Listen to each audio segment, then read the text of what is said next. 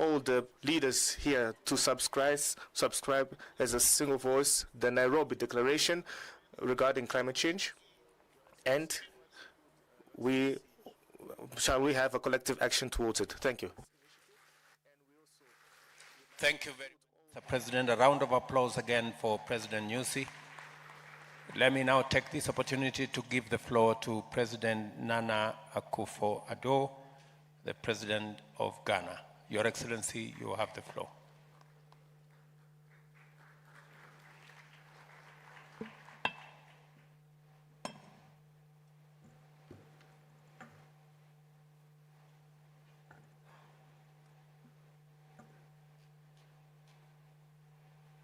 President Ruto, Your Excellencies, ladies and gentlemen, I join other speakers in applauding the Kenyan President, our host, President William Ruto, for his initiative in convening this summit, and thank him for his hospitality.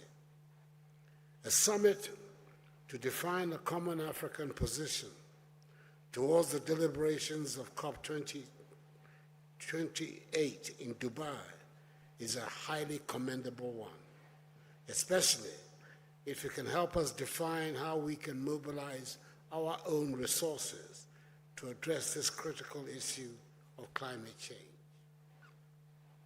Ghana's nationally determined contributions towards combating climate change have been fully incorporated into government's coordinated program for economic and social development policies to facilitate their implementation. We have introduced major policy interventions that have development and climate projection imperatives. Our flagship programs, whether they are the programs for planting for food and jobs, or one village, one dam, or one district, one factory, are all geared towards boosting industrialization and rural development, as well as building our resilience to the impacts of climate change. The strategic focus of the One Village, One Dam initiative, for example, in the northern regions of our country, is to provide all year-round access to water to smallholder farmers who practically have no viable livelihood alternatives during the long dry seasons. We're also determined to make natural gas, which we have in abundance, available for the generation of electricity. We placed a ban on illegal mining, the phenomenon we call galamsey, which was destroying our water bodies, vegetation, and our forests. Some 20,000 young people have been engaged to plant more than 30 million trees in 2 years to create jobs and restore degraded land. These policy initiatives are already using positive results to the attainment of the SDG goals, particularly the goal of reducing our carbon emissions. Additionally, I've established an advisory group of prominent private sector chief executives who are setting up a $100 million SDGs delivery fund and a $200 million green fund to complement government's efforts at tackling climate change and funding the implementation of the SDGs. Whilst we strive to do our bit to halt climate change at the national level, we expect also a lot to be done at the international level. One major issue of concern to us is the need to streamline access to international climate finance to complement national funding. I believe this forum will throw more light on practical ways to mobilize financial resources to support the implementation of national climate actions, especially how we can guarantee a different future from the past and ensure that the commitments of the developed world towards climate finance, which have not been met in the past, will be met in the future. Excellencies, it is obvious that we have to act swiftly and decisively to mitigate these effects and ensure a sustainable future for generations to come. The impact of climate change, as we know, is not limited to the African continent alone. It is a global issue that affects all of us. Thus, addressing climate change in Africa, as President Ruto so forcefully articulated, is a moral and strategic necessity for global climate action. Hopefully, COP28 in Dubai will provide us a concrete roadmap towards that end and ensure a just energy transition for us in Africa. I thank you for your attention. Thank you very much, Mr. President. A round of applause again for President Nana. Let me now take this opportunity to ask my sister, the President of Tanzania, President Suluhu Hassan, to make her statement. Your Excellency, you have the floor.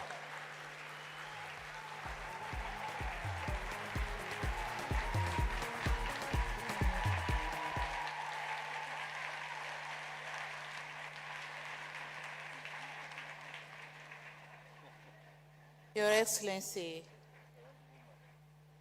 President William Ruto, President of the Republic of Kenya and Chair of the African Committee of Heads of State and Government on Climate Change,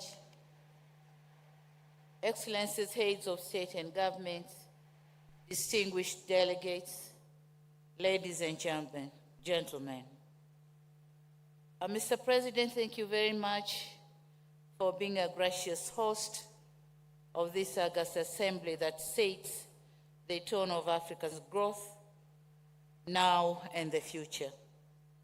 I thank the government and the people of Kenya for the excellent preparation of the summit and the warm reception accorded to me and my delegation. The convening of this important summit is both timely and opportune, as the theme, driving green growth and climate finance solution for Africa and the world, is quite befitting, especially now ahead of COP28, where parties will take stock of our efforts to address the climate crisis and commitment to address both climate crisis in the context of the Paris Agreement and the Climate Convention itself. Excellencies, the stakes are high and actions have to take place not tomorrow, but today and literally now.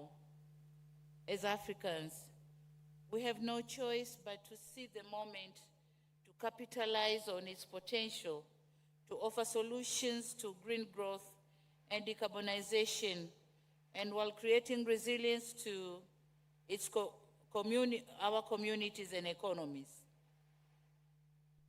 We can no longer afford to address economic development, climate change, and African poverty.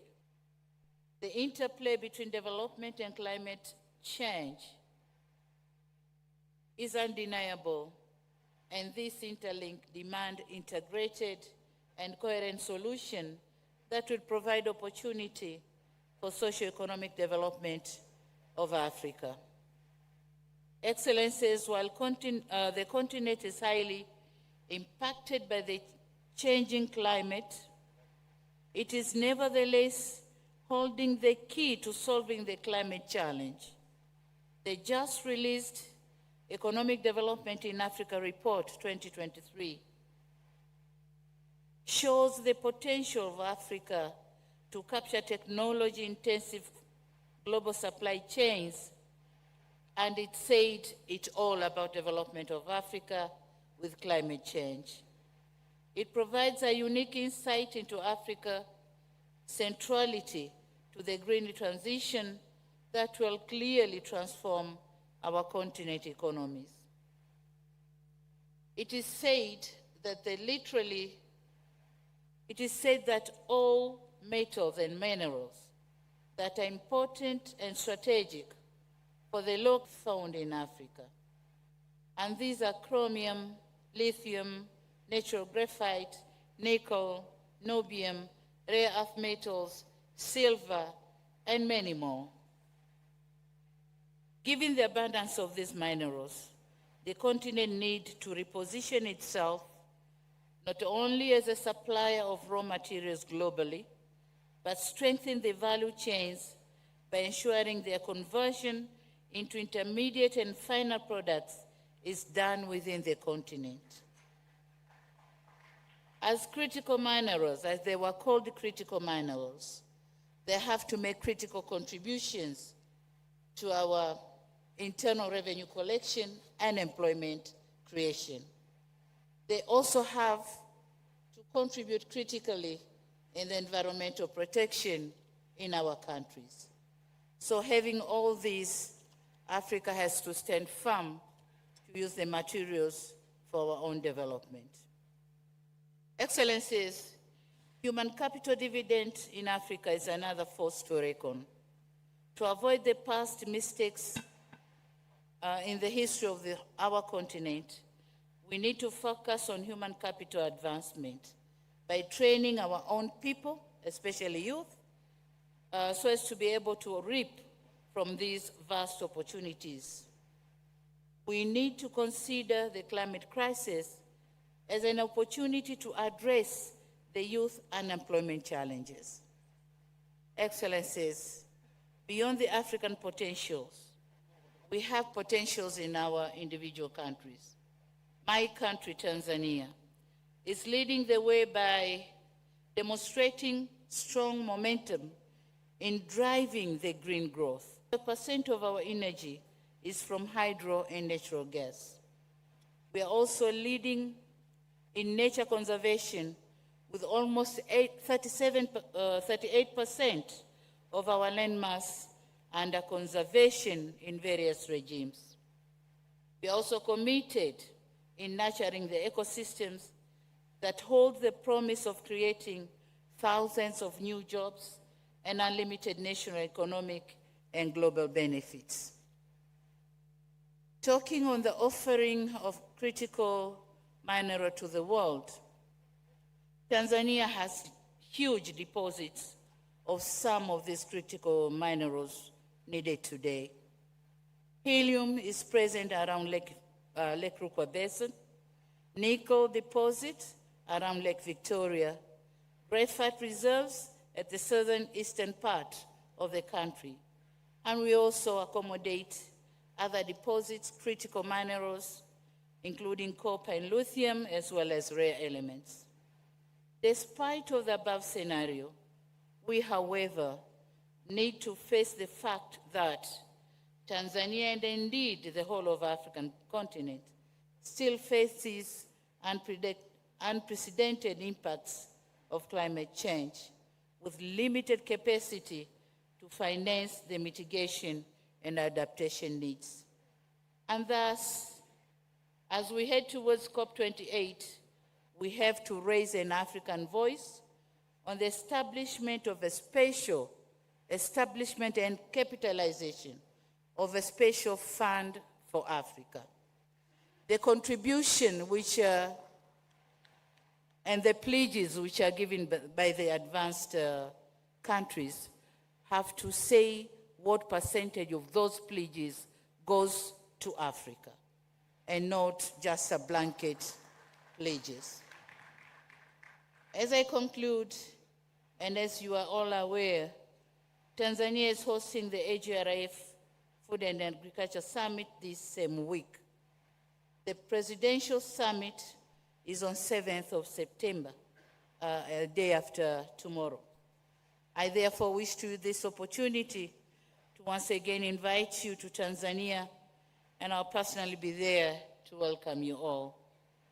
Once again, I congratulate you, Mr. President Ruto, for organizing such a successful event, and I look forward to seeing you all in Dar es Salaam. I thank you very much for your attention. Thank you very much, Your Excellency. Another round of applause for President Samia Suluhu Hassan.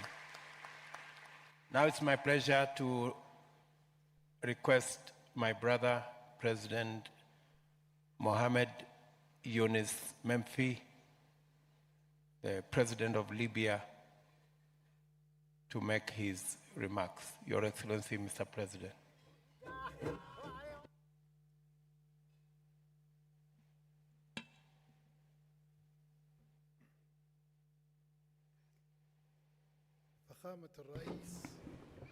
Your Excellency, President of Kenya, President William Ruto, and head of the Committee of African Heads of States concerned with climate change. Heads of states, heads of governments, members of the African Union, Mr. Fuka Musa Fiki, head of the African Commission. May I extend my wholeheartedly thanks to President Ruto and the Kenyan people for hosting this very important summit. It is important for Africa and it's important for the whole world. I'd like to congratulate President Ruto for his wise leadership for the African Committee on Climate Change. I value the efforts exerted by the Commission to have a uniformed African stance with regards all sorts of related matters and all sorts of mutual concerns. Since the inception of the African Union, Africa has always been saying that it should get rid of the historic injustice it's suffering from until now. But we're facing so many risks and challenges imposed by climate change, and it's affecting the whole world. The African Union called on us to work hands in hands, rich and poor, north and south, and to mobilize all our efforts and resources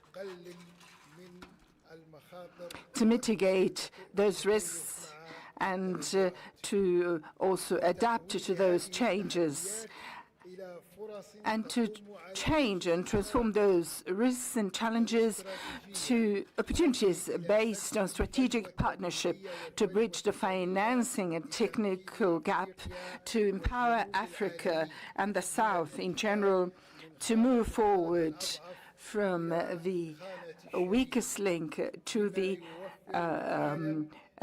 high level of being a partner. And this would give more opportunities for adaptation to the whole world.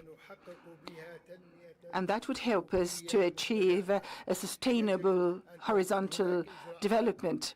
We should undertake quick and urgent measures to eliminate any kind of damages or risks that could be irreparable in the future or could threaten life on this planet Earth.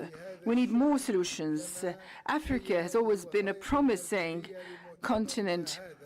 As you can see in this summit, Africa can provide to this planet a lot if our partners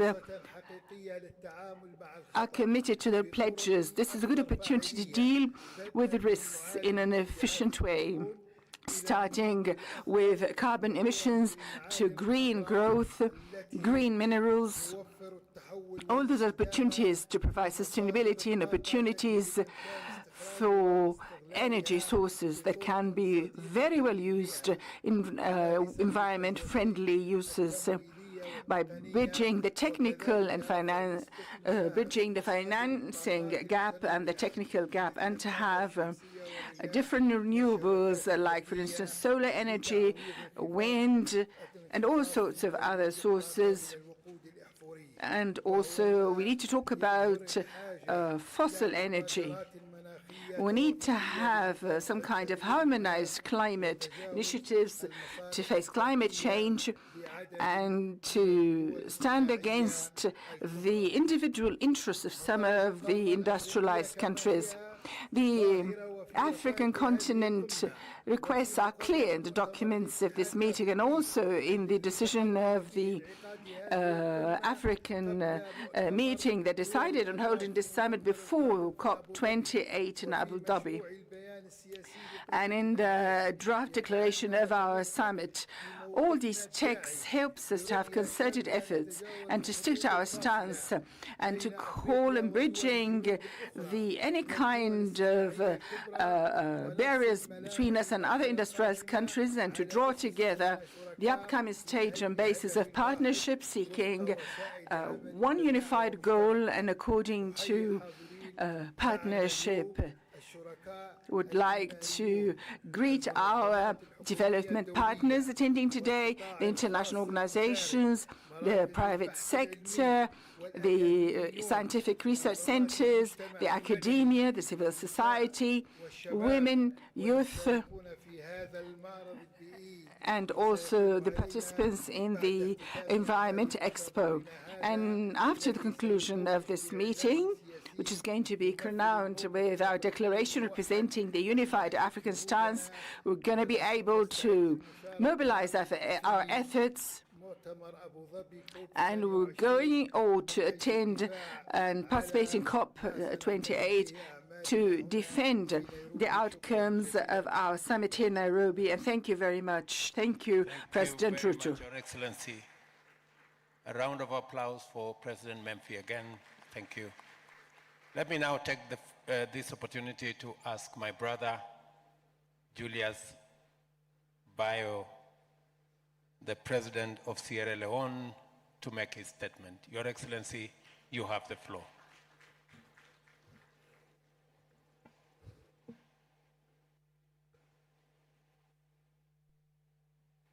Thank you very much, Your Excellency, President Dr. William Ruto, President of the Republic of Kenya, Your Excellency Azali Assoumani, President of the Union of Comoros and Chairperson of the African Union, Excellencies, Heads of State and Government, Your Excellency Musa Faki Mahamat, Chairperson of the African Union Commission, Your Excellency Antonio Guterres, United Nations Secretary General, Your Excellency Patricia Scotland, the Secretary General for Commonwealth, Your Excellency First Ladies, distinguished ladies and gentlemen, good afternoon.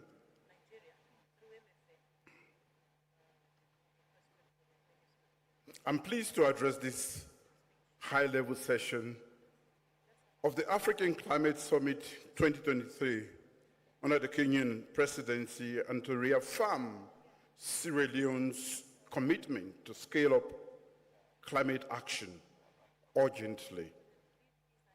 I must thank His Excellency, President William Ruto and the government of the Republic of Kenya for the excellent arrangements made for this summit as African countries seek to address climate change priorities in this critical decade.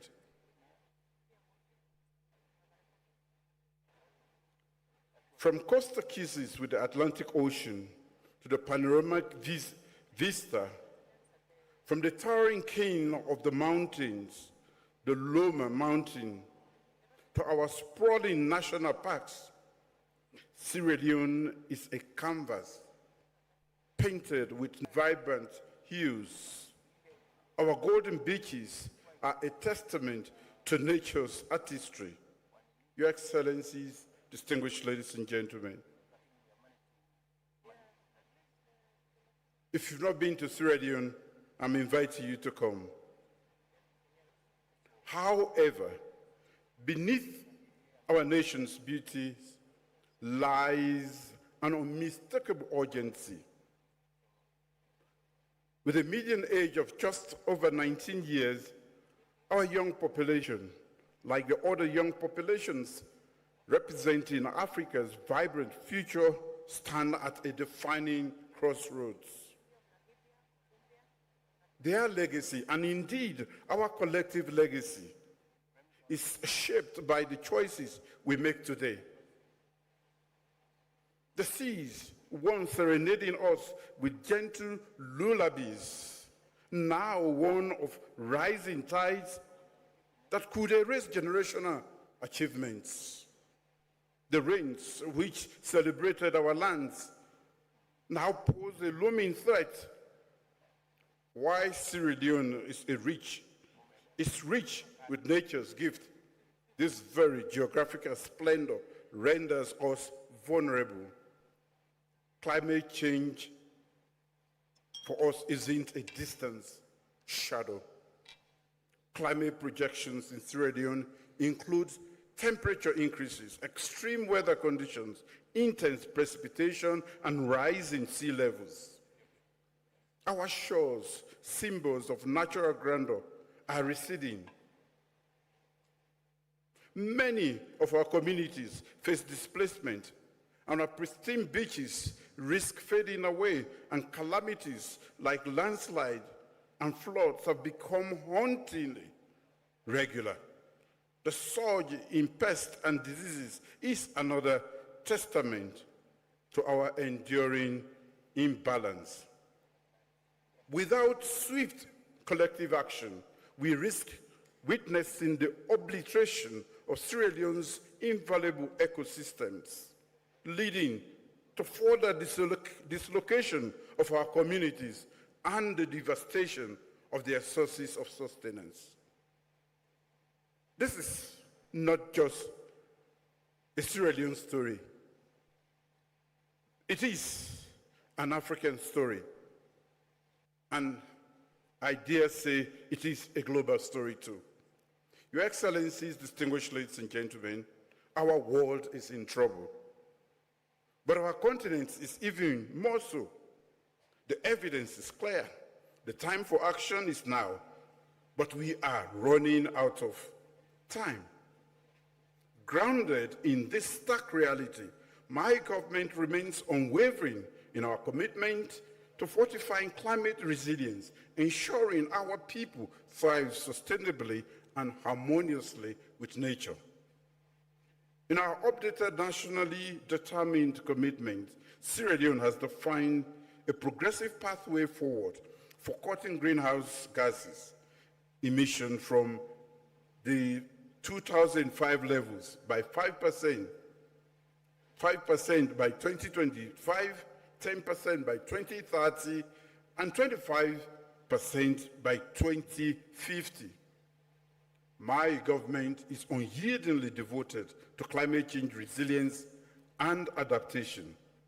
This includes support for community-based adaptation in agriculture and energy sectors, integrated water resource management, and climate change disaster risk management. We are also poised to improve meteorological services for early warning systems and enhance and protect conservation of natural habitats and ecosystems. Furthermore, our climate change mitigation strategies extend to promoting renewable energy, infrastructure, resilience, and extensive reforestation efforts on at least 960,000 hectares of land. As we engage in country planning, we will also prioritize low carbon screening. Excellencies, distinguished ladies and gentlemen,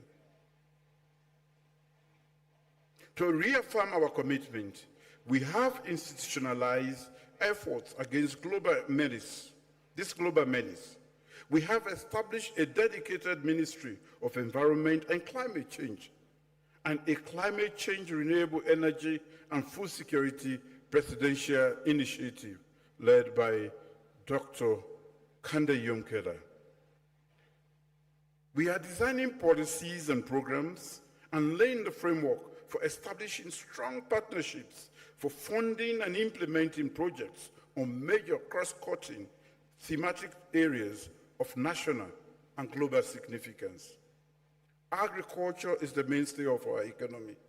Recognizing the core importance and extreme vulnerability of agriculture in Sierra Leone, we are focusing on resilience and innovation within this sector, leveraging technology and forward-thinking strategies for climate adaptation. Our overarching aspiration, as enshrined in our National Development Plan, is clear: achieve food and nutrition security by 2030 through climate-smart practices bolstered by renewable energy throughout the agricultural value chain. Your Excellencies, distinguished ladies and gentlemen, meaningful inclusion and intergenerational dialogue are crucial to achieving SDG 13, to take urgent action to combat climate change and its impacts. In Sierra Leone, we consider our women equal partners for development. We passed the Progressive Gender Equality and Women's Empowerment Bill, which guaranteed by law a minimum of 30% representation of women for all appointive and elective positions.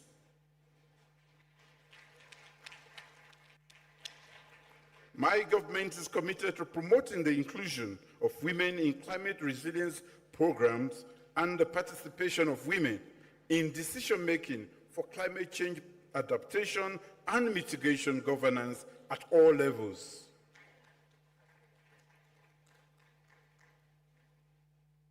We must harness our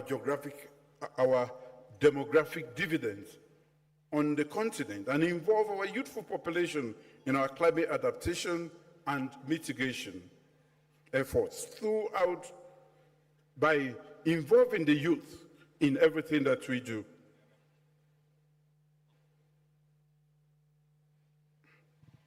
Sierra Leone's quest for environmental resilience hinges upon our capacity to address climate finance, build local competencies, and refine our legislative blueprints, and etc. Solutions like carbon markets, innovative debt swaps, and novel financial tools such as leveraging our natural resources may be our bridge to surmount a fiscal chasm. Our appeal is clear. Sierra Leone seeks equitable, nimble, and timely access to climate financing. We ask for unbarred access to new climate change adaptation and mitigation technologies and shared knowledge. Our salvation from escalating climate crises lies in collective wisdom and concerted efforts. Another challenge is our institutional prowess in designing programs that attract climate finance is still developing. We yearn for guidance and backing to boost our legislative architecture, especially concerning forest conservation. Your Excellencies, distinguished ladies and gentlemen, while shared, the responsibility for climate adaptation and mitigation is not and should not be evenly distributed. Expecting countries like Sierra Leone to bear the brunt of a crisis that scarcely contributed to without robust support from the primary emitters, the industrial giants, is fundamentally unjust. Our stance is unequivocal. We are here to collaborate, not to capitulate. We seek cooperation, not charity.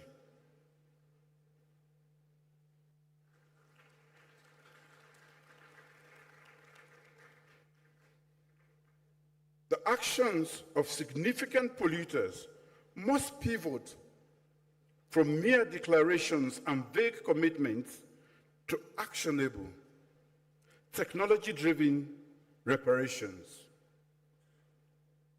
It is a demand grounded in the technical feasibility of climate justice, not just its moral imperative. A unified front against the existential crisis is not just desired, it is imperative.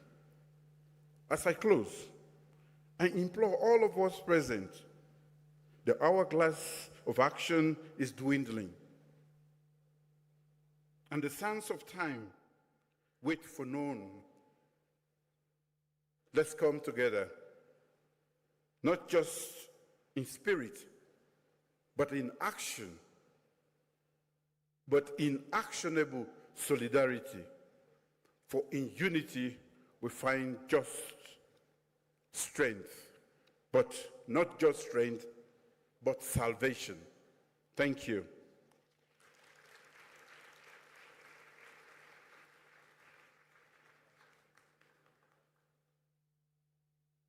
Another round of applause for President Bayo. Thank you very much.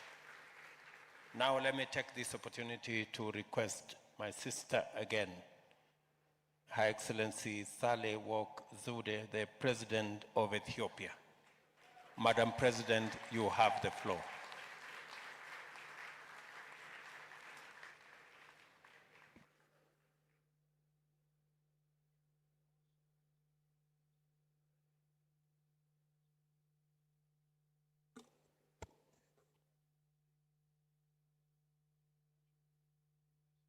Your Excellency, President William Ruto, Excellencies, ladies and gentlemen.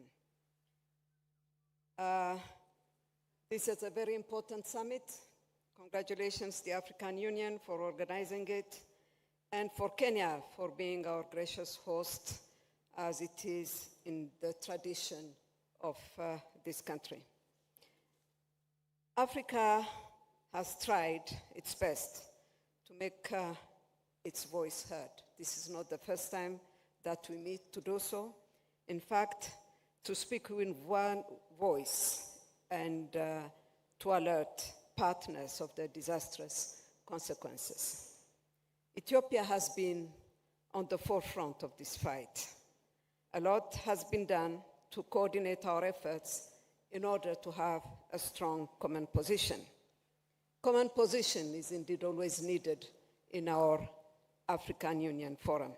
Today, it's about climate, but the continent's major issues such as peace, stability, progress requires indeed our common position. It has been increasingly difficult to explain to our people, and particularly to our youth, this contradiction. Resource-rich continent and yet poor people. To explain the injustice that has been mentioned many times here today. That is why our summit cannot and should never be a talk show, but a place where concrete actions and actionable actions are being taken. Let me also say that without sufficient research publications, it would be difficult for the Intergovernmental Panel on Climate Change to get accurate representation of Africa's special needs and circumstances that would build evidence-based for advancing the key ask of the continent. So it is imperative that as Africa, we prioritize investments in our research capacity to develop scientific publications to inform and guide global efforts to combat climate change. We must emphasize on investing in African research institutions to produce regionally relevant science that can inform the different working groups under the IPCC. This endeavor requires a strong commitment from both African scientists and the international community, accompanied by the financial capacity necessary to deliver this research. Ethiopia has witnessed in the past decades, including the last consecutive years, persistent drought, flooding, locust invasion, where millions were severely affected. We've been carrying out different practical policy and action interventions as a step to contribute to emission removal and building adaptation capacity. Besides, we've also put in place National Adaptation Plan to build and boost resilience and adaptation capacity. Building climate-resilient green economy is one of the pillars of our 10-year National Development Plan. As per our strategic consideration, we have launched the long-term low-emission and climate-resilient development strategy that has been submitted to the UNFCCC with the aspiration to achieve net zero emission and building climate-resilient development by 2050. The Ethiopian Green Legacy Initiative that has been mentioned again today, that was launched in 2019, has succeeded in planting 25 billion seedlings on the degraded landscapes by mobilizing volunteers throughout the nation. The initiative helped for the development of more than 120 nurseries and created more than 180,000 jobs throughout the country. More importantly, the initiative is intended to inculcate the green behavior in each of our citizens. The greening initiative has been scaled up into fruit-bearing perennial trees, thereby directly linking the initiative with our food system transformation strategy.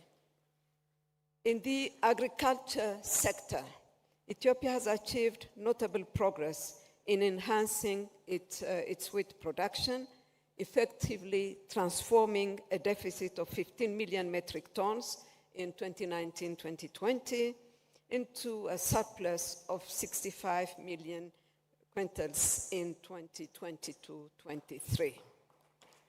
I think this achievement has enabled Ethiopia to meet not only its domestic need, and in fact commence with exports.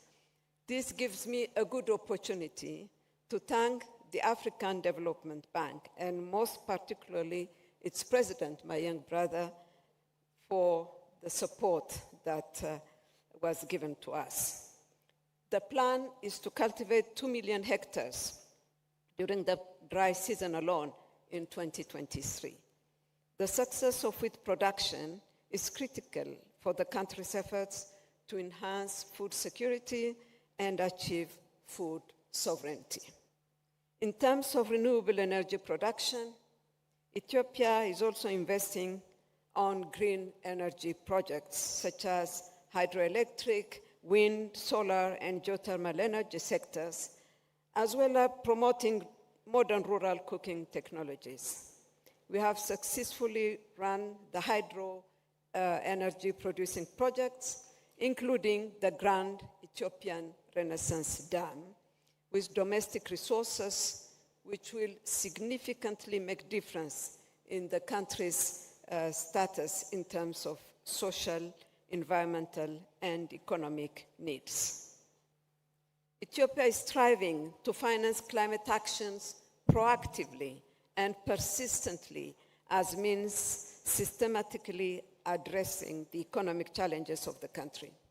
Accordingly, the government has invested over $82 million from 2011 to 2019, mobilized from domestic, bilateral, multilateral sources, as well as from international climate finance institutions on climate change mitigation and adaptation projects and programs in agriculture, energy, transport, industry, forest, urban development, and health sectors.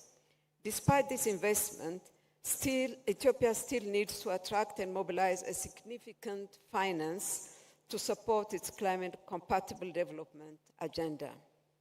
We still count on our partners to fulfill their commitments to developing countries and committing themselves for the new challenge of setting new quantified finance goal in the coming years.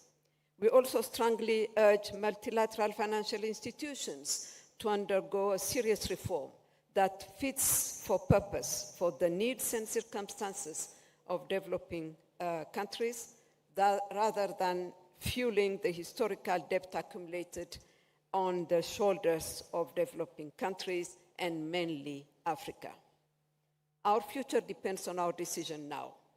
Urgent action is needed in limiting global warming to 1.5 degrees Celsius to avoid worst impact. 8 years after its signature, ensuring the implementation of Paris Agreement is not an option again. As I conclude, I would like to assure you Ethiopia's unwavering commitment to work with our fellow Africans and other global partners to achieve our priorities and the long-term objective of making the planet comfortable for present and future generations. I thank you very much.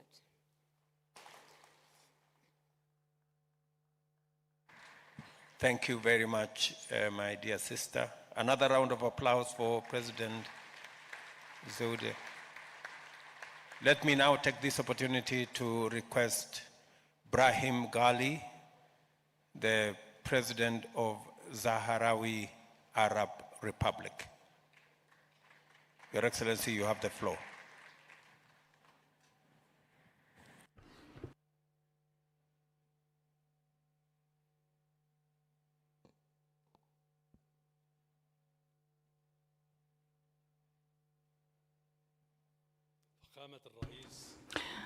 Your Excellency, President of Kenya, Dr. William Ruto, and also head of the Committee of Heads of States on Climate Change, and also head of the AU, and also Mr. Musa Fiki, head of the AC, Your Excellencies, heads of states, heads of governments, ladies and gentlemen. It's my pleasure at the outset to extend my wholehearted thanks to the Republic of Kenya, the government of Kenya, and the people of Kenya, and President William Ruto for this gracious invitation to attend this meeting. Would like to thank you for the excellent hospitality, and would like to thank you for all sorts of efforts and generosity for the sake of the success of this great event, which is the Climate Summit in Africa. And our Saharan Republic also is facing the climate change like so many other countries in the world. We're facing all these challenges related to climate change. Meanwhile, we have another struggle to put an end to occupation in my countries due to the occupation because of the conflict with Morocco. And those challenges are intertwined. This situation led to the displacement of more than 200,000 of our citizens to some territories that are suffering from climate problems, and temperature in the refugees camps are immeasurable.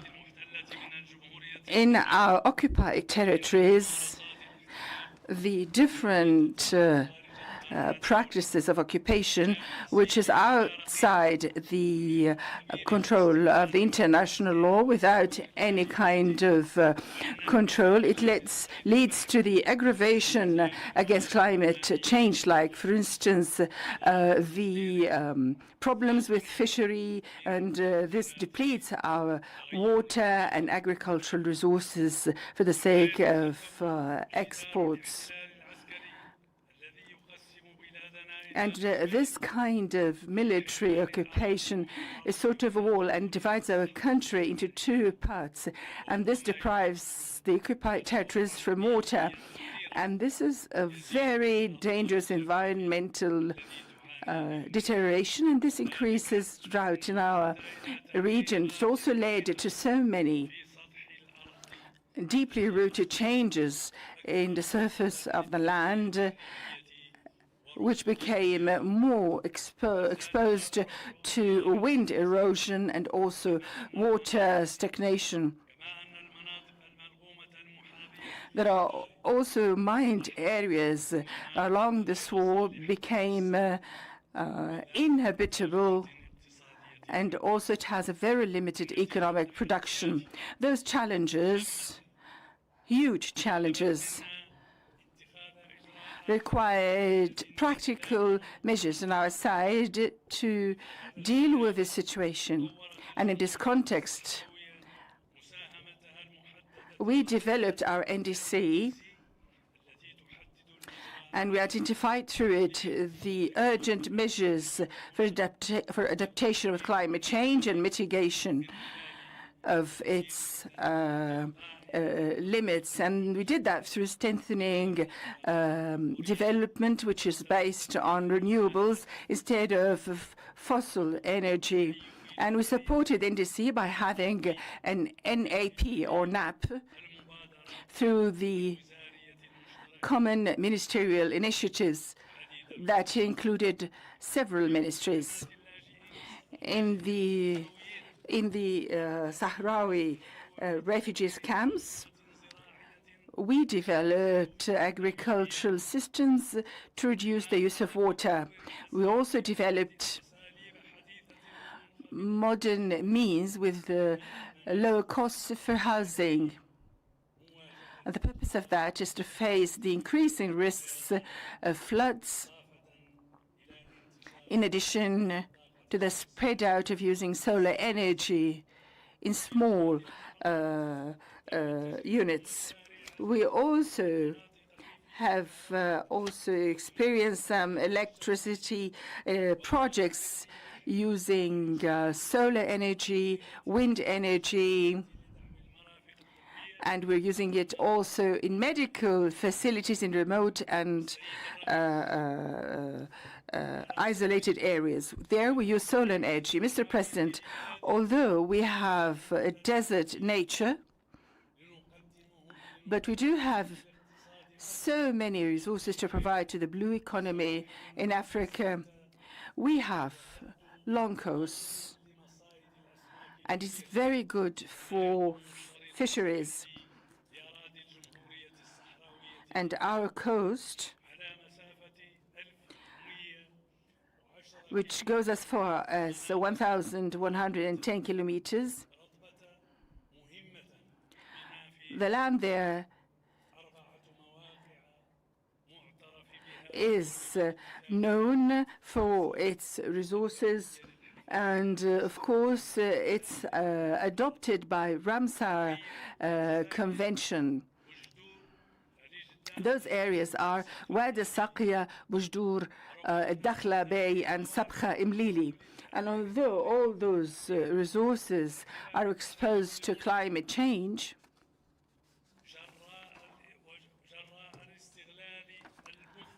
because of the excessive depletion of those resources under occupation, but our country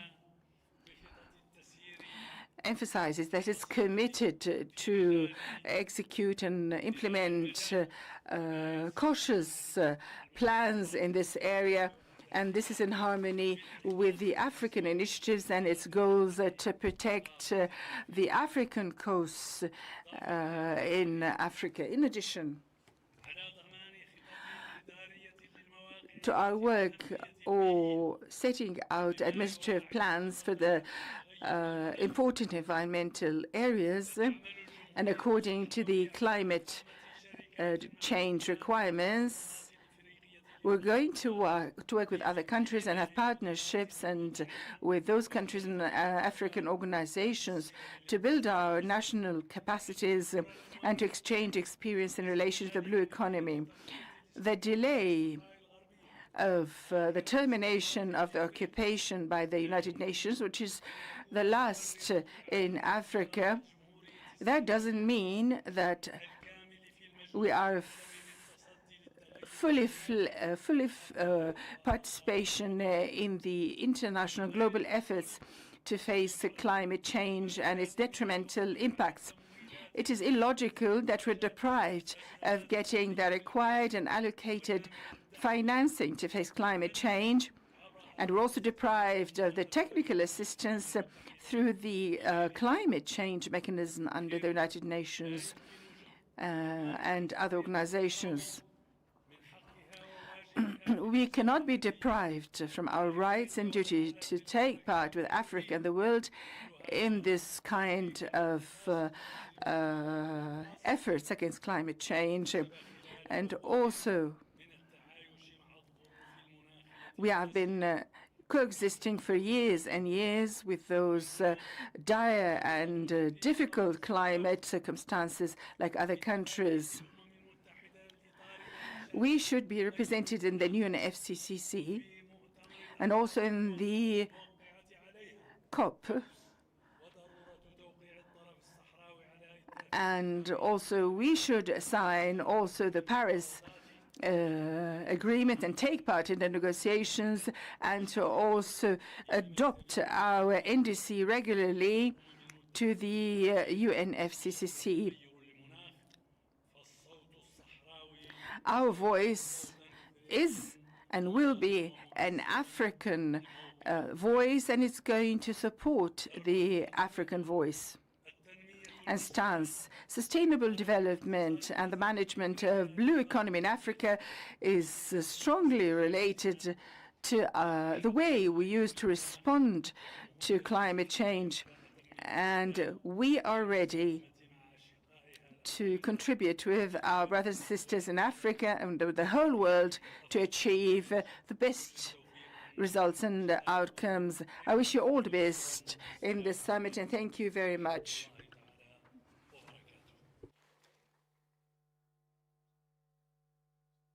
Thank you very much, Your Excellency Gali, for that statement. Now it's my humble duty to request His Excellency Evariste Ndayishimiye, President of Burundi, to make his statement. Your Excellency, you have the floor.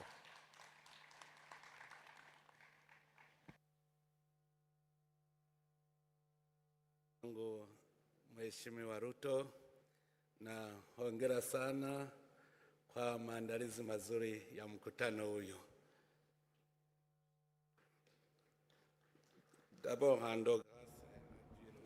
want to thank God for having given us this very beautiful continent and many opportunities for development. Excellency William Samuel Ruto, President of the Republic of Kenya, our host, Excellencies, heads of state and government present, representatives of international and regional organizations, all protocols observed. At the outset, may I thank President Samuel Ruto, the government and people of Kenya for the warm welcome accorded to us. I also congratulate the government of Kenya and the African Union on the excellent organization of this summit, which is being held at the appropriate time. Excellencies, ladies and gentlemen, climate change is one of the greatest collective threats to mankind. In Burundi, the impact of climate change, mainly through drought and torrential rains, violent winds, floods, and landslides are the major factors of displacement of people. To this, we have to add the rising of the Lake Tanganyika and the growing land degradation, which push families to fight about the remaining fertile land. According to the findings, the annual loss in Burundi estimated at $100 million. In these losses, 72% because of flood, 5% because of torrential rain, and 40% of violent winds. Thus, these weather vagaries, in fact, lead to $70 million of loss, and it impacts on the well-being of the peoples, their livelihoods, provoke the destruction of human habitat as well as infrastructures, the proliferation of and the spread of diseases and loss in human life. Over the past 20 years, the 1001 hills of Burundi are exposed to the impact of climate change. Burundi was used to having rainfall of 9 months, but today drought has even grown beyond 4 months, with an unusual season and rhythm of seasons that affect agricultural productivity as well as animal husbandry. Burundi has increased the number of initiatives in order to face this phenomenon. Burundi is in line with all the conventions that relate to climate change. In this regard, Burundi has adopted an environment code in 2021, and one of the policies for environmental orientations taking into account climate change. This program is accompanied by the mobilization of farmers and by putting, that is, the planting of trees in fertile arable lands in order to retain the rain water. Burundi prepared in 2021 its nationally determined contribution, operational plans for adaptation plans also adopted, and according to Article 9 of Article 4, Paragraph 9 of Article 4 of the Paris Declaration. At the practical level, Burundi is mobilizing regularly youth on vacation in preparing the nurseries for agroforestry and forestry seedlings, and to plant them during the period of reforestation, and also to have a program that is Burundi since 2018 wants to rehabilitate the degraded forest lands. Excellency, ladies and gentlemen, Burundi has the ambition by 2040 wants to develop its objectives of development and the protection of environment and the enhancement of resilience to climate change. According to these perspectives, there are many projects that are envisaged in order to consider a climate resilient program. The establishment of agropoles, hydroelectric centers using photovoltaic cells, and the removal and the processing of waste, and through technological innovation that are adapted to the agricultural and situations where you will have fuel, wood, and other natural gas and biogas which were going to be used. As you know, Africa is bearing the burden of the impact of climate change, although it contributes less than 4% of global warming and emissions. Therefore, there is an urgent appeal to the developed countries to honor their commitments in Paris, made in Paris, and to work in favor of the developing countries in order to mitigate the climate change and also ensure the transition towards a green climate.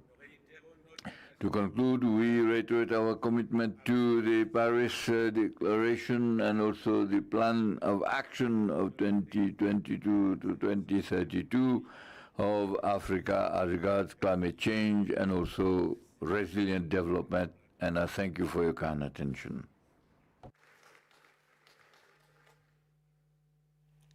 Thank you very much, Mr. President, for your comments. Another round of applause for President Evariste Ndayishimiye.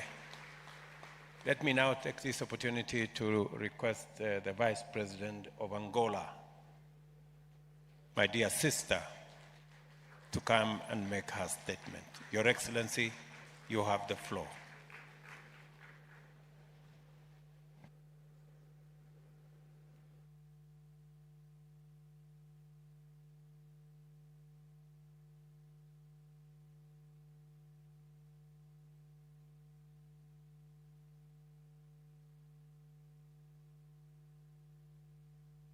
Thank you, Mr. Chairman. Excelência William Samoei Ruto. Your Excellency, the President of the Republic of Kenya, Mr. William Samuel Ruto, Your Excellency, Mr. Azali Assoumani, Chair of the African Union, Your Excellency, Mr. Moussa Faki, the Chair of the African Union Commission, Your Excellencies, First Ladies, distinguished guests, ladies and gentlemen, all protocols observed.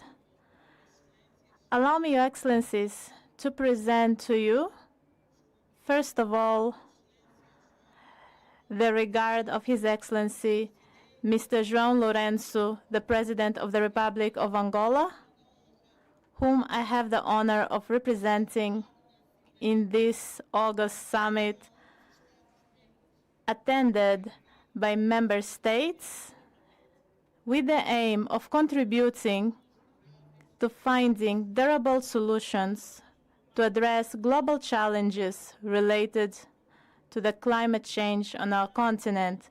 We would like to take advantage of this opportunity to applaud the government of Kenya for the warm welcome I received, as well as the warm welcome to the Angolan delegation. We would like to applaud the African Union for this important initiative. We would also like to applaud His Excellency William Ruto, the President of Kenya, who is a coordinator of the Committee of African Heads of State and Government for Climate Change, for incentivizing member states to contribute for the process of green transformation of the continent and for the development of the continent's human and natural resources. Your Excellencies, ladies and gentlemen, about half a century ago, the environment came to the center of the development of human development. Just like other regions, Africa has been affected by the global shocks, including the global financial crisis, the increasingly growing impact of climate change, and of extreme weather events such as floods and droughts, which amount to a threat to the African economies, which has had a negative impact on the implementation of the different national programs, and which has been preventing us from achieving our sustainable development goals. Ladies and gentlemen, Your Excellencies, the President of the Republic of Angola João Manuel Gonçalves Lourenço, continues to prioritize issues related to climate change through the National Program for Sustainable Development 2022 to 2027, which has defined as a priority food security, family agriculture, local development, and adaptation to climate change, the education, health, for greater development of human capital, the creation of inclusive employment, as well as modernization and expansion of national infrastructures, both port and road infrastructures, the development of industrial centers to support the diversification of our economy and sustainable growth. Ladies and gentlemen, Africa is a continent rich in opportunities where women and youth are some of the greatest producers of food supplies. Therefore, we must fund initiatives and projects that involve women and youth. We need to finance green employment for the youth in order to increase and strengthen the adaptation and resilience of our communities and promote sustainable development. Angola is fully committed with the implementation of the UN Framework for Climate Change. For that reason, we have been implementing policies and action plans such as the National Strategy for Climate Change 2022-2035. This strategy aims to address the challenges launched by the Paris Agreement and to assure the implementation of the Sustainable Development Goals, as well as establish the vision of the African policy for the Angolan policy for 2035. Out of its own initiative, the Republic of Angola is developing a diversified energy program, and today it incentivizes energy transition for clean and renewable energies through the implementation of two projects, which is the project of the photovoltaic panel, which will be producing 235 megawatts, which will help reduce the impact of the greenhouse gas emission to the tune of 935,000 tons a year. We are also building 5 photovoltaic parks in 5 provinces in Angola. When it comes to adaptation to climate change, we have been implementing mitigation activities to help mitigate the impact of the drought in Angola. The country has invested more than $130 million for the construction of the Kafue Channel, an infrastructure that will bring water to the communities affected by the drought, as well as to support agricultural activities, in this way building the resilience of our rural communities. Your Excellencies, ladies and gentlemen, we acknowledge that the road is long. With regards to technological solutions and innovative solutions for climate challenges, the responsible, sustainable production and consumption. On that end, we are working with the African Group, implementing initiatives that will allow us to honor international commitments, especially when it comes to increasing and ensuring that at least 70% of our energy comes from renewable sources by 2035. Ladies and gentlemen, the damage and the losses Africa is suffering as a result of climate change are high. They have been contributing for social instability. They have been contributing to mass displacement and have been contributing to the existence of conflicts. Angola, therefore, calls for a fairer and more equitable global partnership. Angola believes that the investment in climate projects in Africa will not only benefit African nations, but will contribute for global climate stability. We must act fast. And to conclude, I would like to thank everyone who helped organize the summit, and I would like to reiterate the commitment of Angola towards equality, resilience,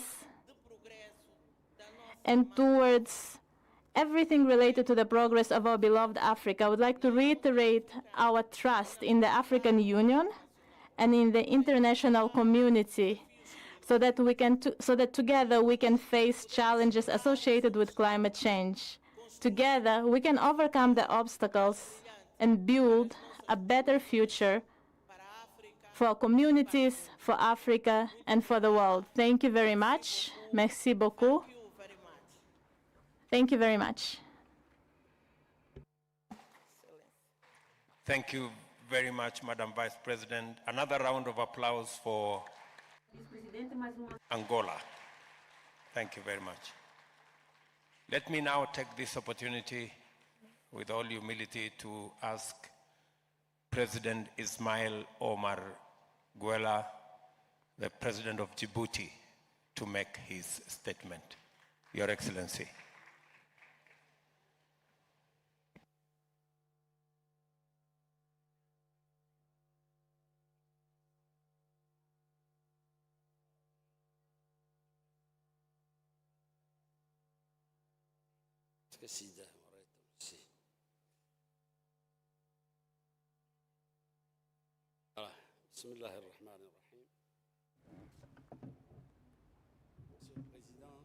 Bismillah ar-Rahman ar-Rahim.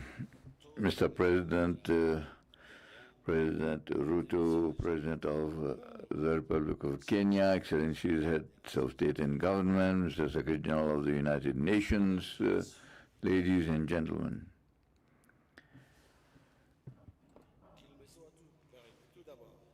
First of all, may I thank the President of the Republic of Kenya, William Ruto, and the brotherly people of Kenya for the warm welcome accorded to us since our arrival in this beautiful city of Nairobi.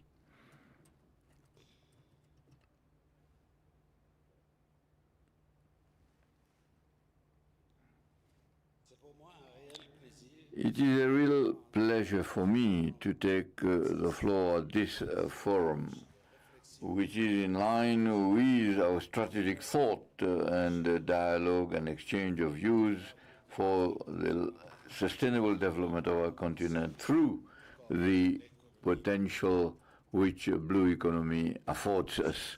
The Republic of Djibouti subscribes to the Moroni Declaration and the strategy of coordination for a mechanism of the coastal countries which alone de territoire océanique. Kilometers. Our country is the desert country and affected by climate change, and this has been imposed also on us. That is why the tertiary economy occupies 87%, while 3% only is for other components. In fact, we have a very important part played in our economy by the port and the sea. In fact, seawater has enabled us to resolve the problem of access to drinking water, and Djibouti has realized its first regime of desalination. That is to say that the development of blue economy is an imperative need for Djibouti, and it is in this spirit that we have worked out a national strategy for blue economy, in 2023, and the national vision is the guiding principle for the action of the government. Its partners and the civil society in working in the maritime economy. In fact, we have worked out a 5-year strategy as well as a plan for implementation of a blue economy, and both are aligned to the strategy and the plan for blue economy and the strategy of IGAD for blue economy and inclusive sustainable economy that can contribute significantly to the transformation of the Horn of Africa. The other sectors identified that in addition to the port and maritime activities are fishery and aquaculture, and also the maritime security and safety. We have renewable energy and telecommunications through the submarine and the sea cables. Mr. President, the oceans transcend the states and they connect all of them. And we should harness this potential in order to create wealth. This is the essential of what it means to develop a blue economy, that is to establish partnerships that will enable us to make use and exploit our oceans, and also a paradigm for action leading to sustainable development. That is why the strategy of blue economy should depend on 3 principles: enhancement of economic activities and the maritime activities,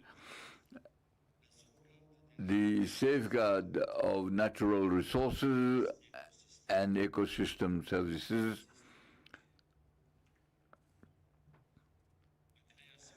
and the establishment and the creation of sustainable jobs and growth. We have to ensure that oceans create opportunities for our peoples. More than 80% of the people of Djibouti live on the coast.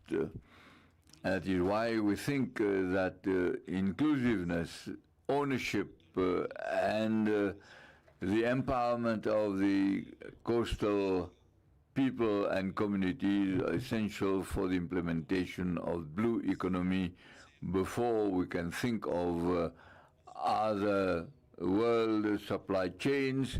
We need to guarantee the local capacity, legitimize, regulate, and establish opportunities.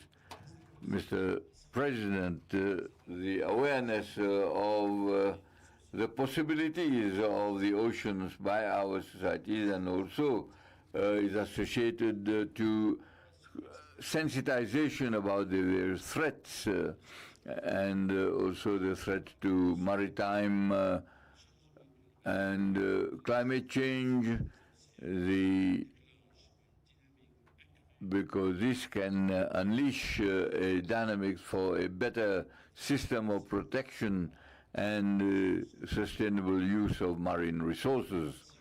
The preservation and protection of our oceans will guarantee the sustainability of our planet. And this preservation should be accompanied by action, that is, to fight against inequalities and the harmful practices that impede and affect the governance of oceans. Illegal fishing, unlimited commercial and industrial fishing, the dumping in the toxic waste in our oceans are major risks to our planet. This conference should, in fact, be the point of departure for the trajectory of development of our oceans and seas. We are aware of the African potential as regards blue economy, but also our vulnerability.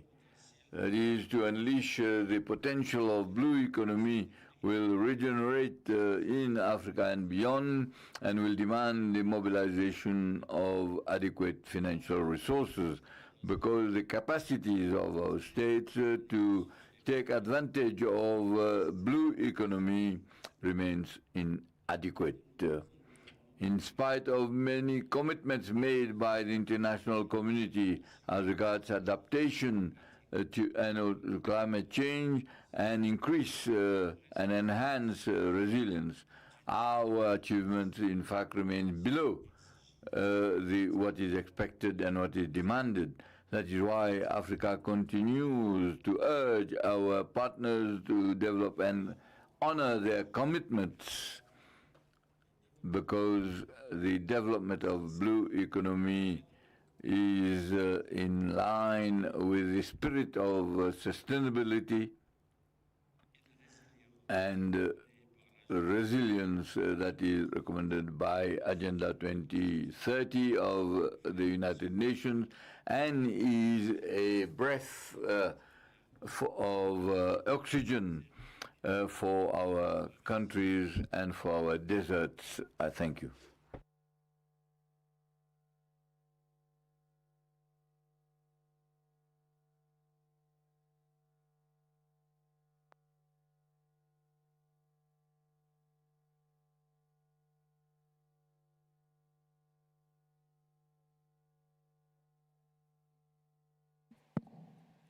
Another round of applause for President Ismail Omar of Djibouti.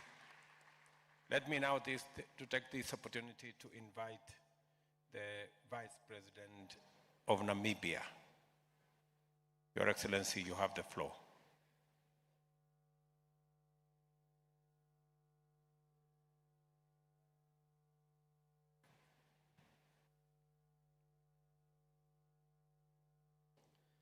Your Excellency, President William Ruto, President of the Republic of Kenya, Excellency Musa Faki Mahamat, Chairperson of the African Union Commission, Excellency Antonio Guterres, Secretary General of the United Nations, Your Excellencies, Head of State and Government, Ministers, delegates, ladies and gentlemen. I wish to extend warm greetings from the Republic of Namibia, specifically from Dr. Hage Gottfried Geingob, President of the Republic of Namibia, to you, President William Ruto,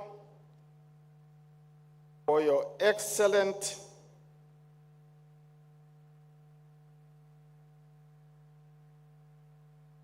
leadership in the fight against climate change, and for hosting this very important and timely summit on climate change. I further extend my gratitude to you and to the people of Kenya for the excellent way this summit has been organized, and the warm hospitality extended to my delegation since our arrival in this beautiful city of Nairobi. As Your Excellency have said, I'm finally happy to have returned home to East Africa. Today, I wish to shed light on the effect and impact of climate change on Namibia and her people. Namibia's geographical location in southwest corner of Africa, with its vast desert landscape and arid climate, make it particularly vulnerable to the impact of climate change. Rising temperatures, erratic rainfall patterns, and prolonged droughts are becoming more frequent and tense, wreaking havoc on the country's economy, on our environments, and of course, affecting our people. Agriculture, a cornerstone of Namibia's economy, is significantly affected. Prolonged droughts and unpredictable rain patterns lead to the reduced crop yields, livestock losses, and increased vulnerability to food insecurity. As a result, farmers struggle to provide for their families and to contribute to the nation's food production. The impact on rural community is thus severe, exacerbating poverty and inequality. Moreover, climate change exacerbates the water scarcity challenges facing our country. With limited freshwater resources and a growing population, the demand for water is increasingly high. However, as temperature rises and rainfall becomes erratic, rivers and water bodies dry up and groundwater reserves deplete. This scarcity not only affects drinking water availability, but will also impact on agriculture, industrial activities, and hydropower generation.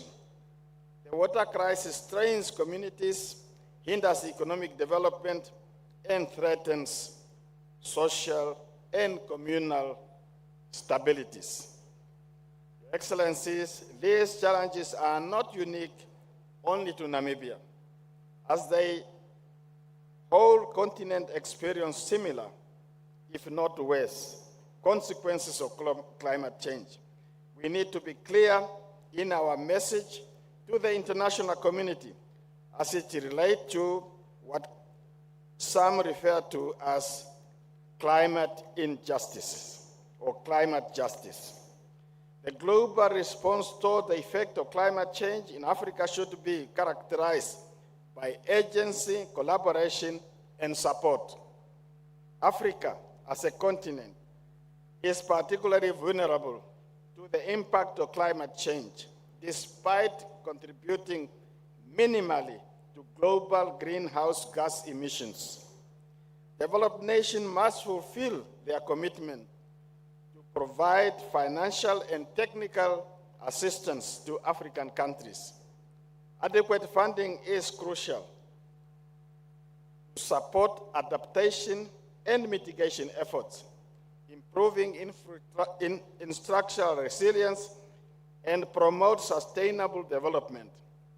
Technology transfer and capacity building initiatives can empower African nations to implement climate-friendly solutions and maximize their potential for clean energy generation and sustainable agriculture. As Africans, we need a stronger voice, unity, and wield more international influence to bring around the necessary change on the continent for the betterment of our people if we want to realize, and I quote, the Africa we want, in line with Agenda 2063. By working together, we can build a more resilient Africa, mitigate the impact of climate change, and ensure a sustainable future for the continent and all its people. I'm therefore positive that through the Nairobi Declaration, we send a clear message to the international community, and especially to our partners present here at this conference, that the time to act is now. Merci beaucoup. Obligation. Obrigado. Thank you all. Asante sana.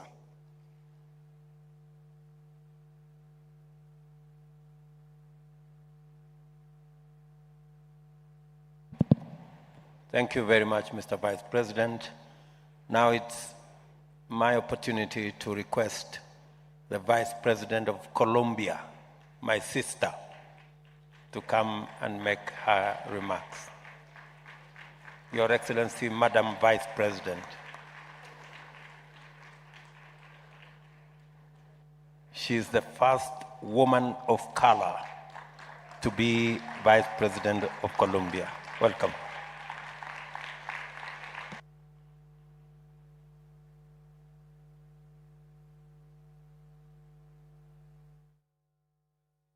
Buenas tardes. I greet the President of the Republic of Kenya, William Ruto. I greet the excellent President of Comoros, Azali Assoumani, His Excellency Oussa Faki, the President of the African Union Commission, the Secretary General of the United Nations, Antonio Guterres, all the presidents, leaders, ministers, the media, and all those present here. In first place, I wish to thank the President Ruto for having invited Colombia to participate in this great summit on climate here in this African continent. I come sent by the President Gustavo Petro, who was invited personally by the President of Kenya, and I'd like to thank him for blessing the central discussion that we have today, as that is a call to all of humanity to care for the great challenges, especially this planetary challenge that is putting into risk the life in the planet. As an African descendant woman, I'm very proud to be here in the mother continent. From here, my ancestors came. They were slaves when they left, but today I return as a free woman vice president, and that means that we have done, we have chosen freedom, justice, and dignity as people. It's an honor for me to be here to form part of this very important discussion, and it is the challenge that we have to, and which our nations face with the climate change. As you have said, Africa is the voice of the planet, but it's also the place where humanity came from. And today, knowing that Africa is giving directions on how to save the big house, the planet. However, it is necessary for this voice to be heard, to be extended to the global south. Today here, Latin America is present, the Caribbeans are present, because we are suffering the same challenges as you are.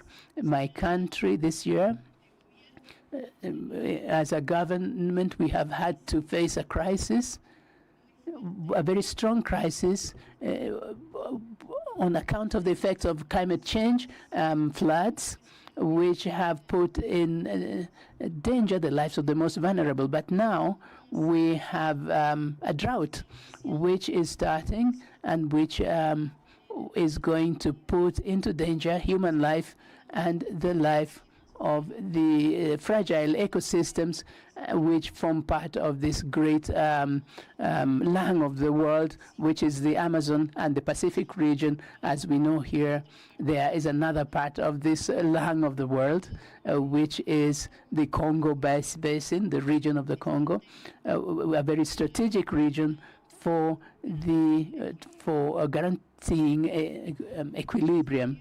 In this sense, President Gustavo Petro has made several proposals to the world in the United Nations, and today these propositions are placed before you. whatever has been said today here about how to assume the polycrisis, the different crises that we're experiencing. The crisis of hunger, the crisis of migration, crisis of health, and the pandemic. All this is a sign of this planetary crisis, and of the many crises that derive from the impact on the planet of the climate change. And in this sense, therefore, the countries of middle income, or the vulnerable countries, are the ones that suffer the greatest consequences, as has been said here several times by the speakers. We are not the people responsible for the emissions, but we suffer the greatest consequences of them. And here the problem is a problem of finances. How do we finance the actions that we are carrying out in our countries and in our regions? The real problem is a financial problem. It's not a lack of political will to do something. The real problem is that we don't have the resources, sufficient resources, to look after, to challenge these planetary challenges, to face them. And therefore, we support the proposal of the President of a new reform of the structure of the financial system. We cannot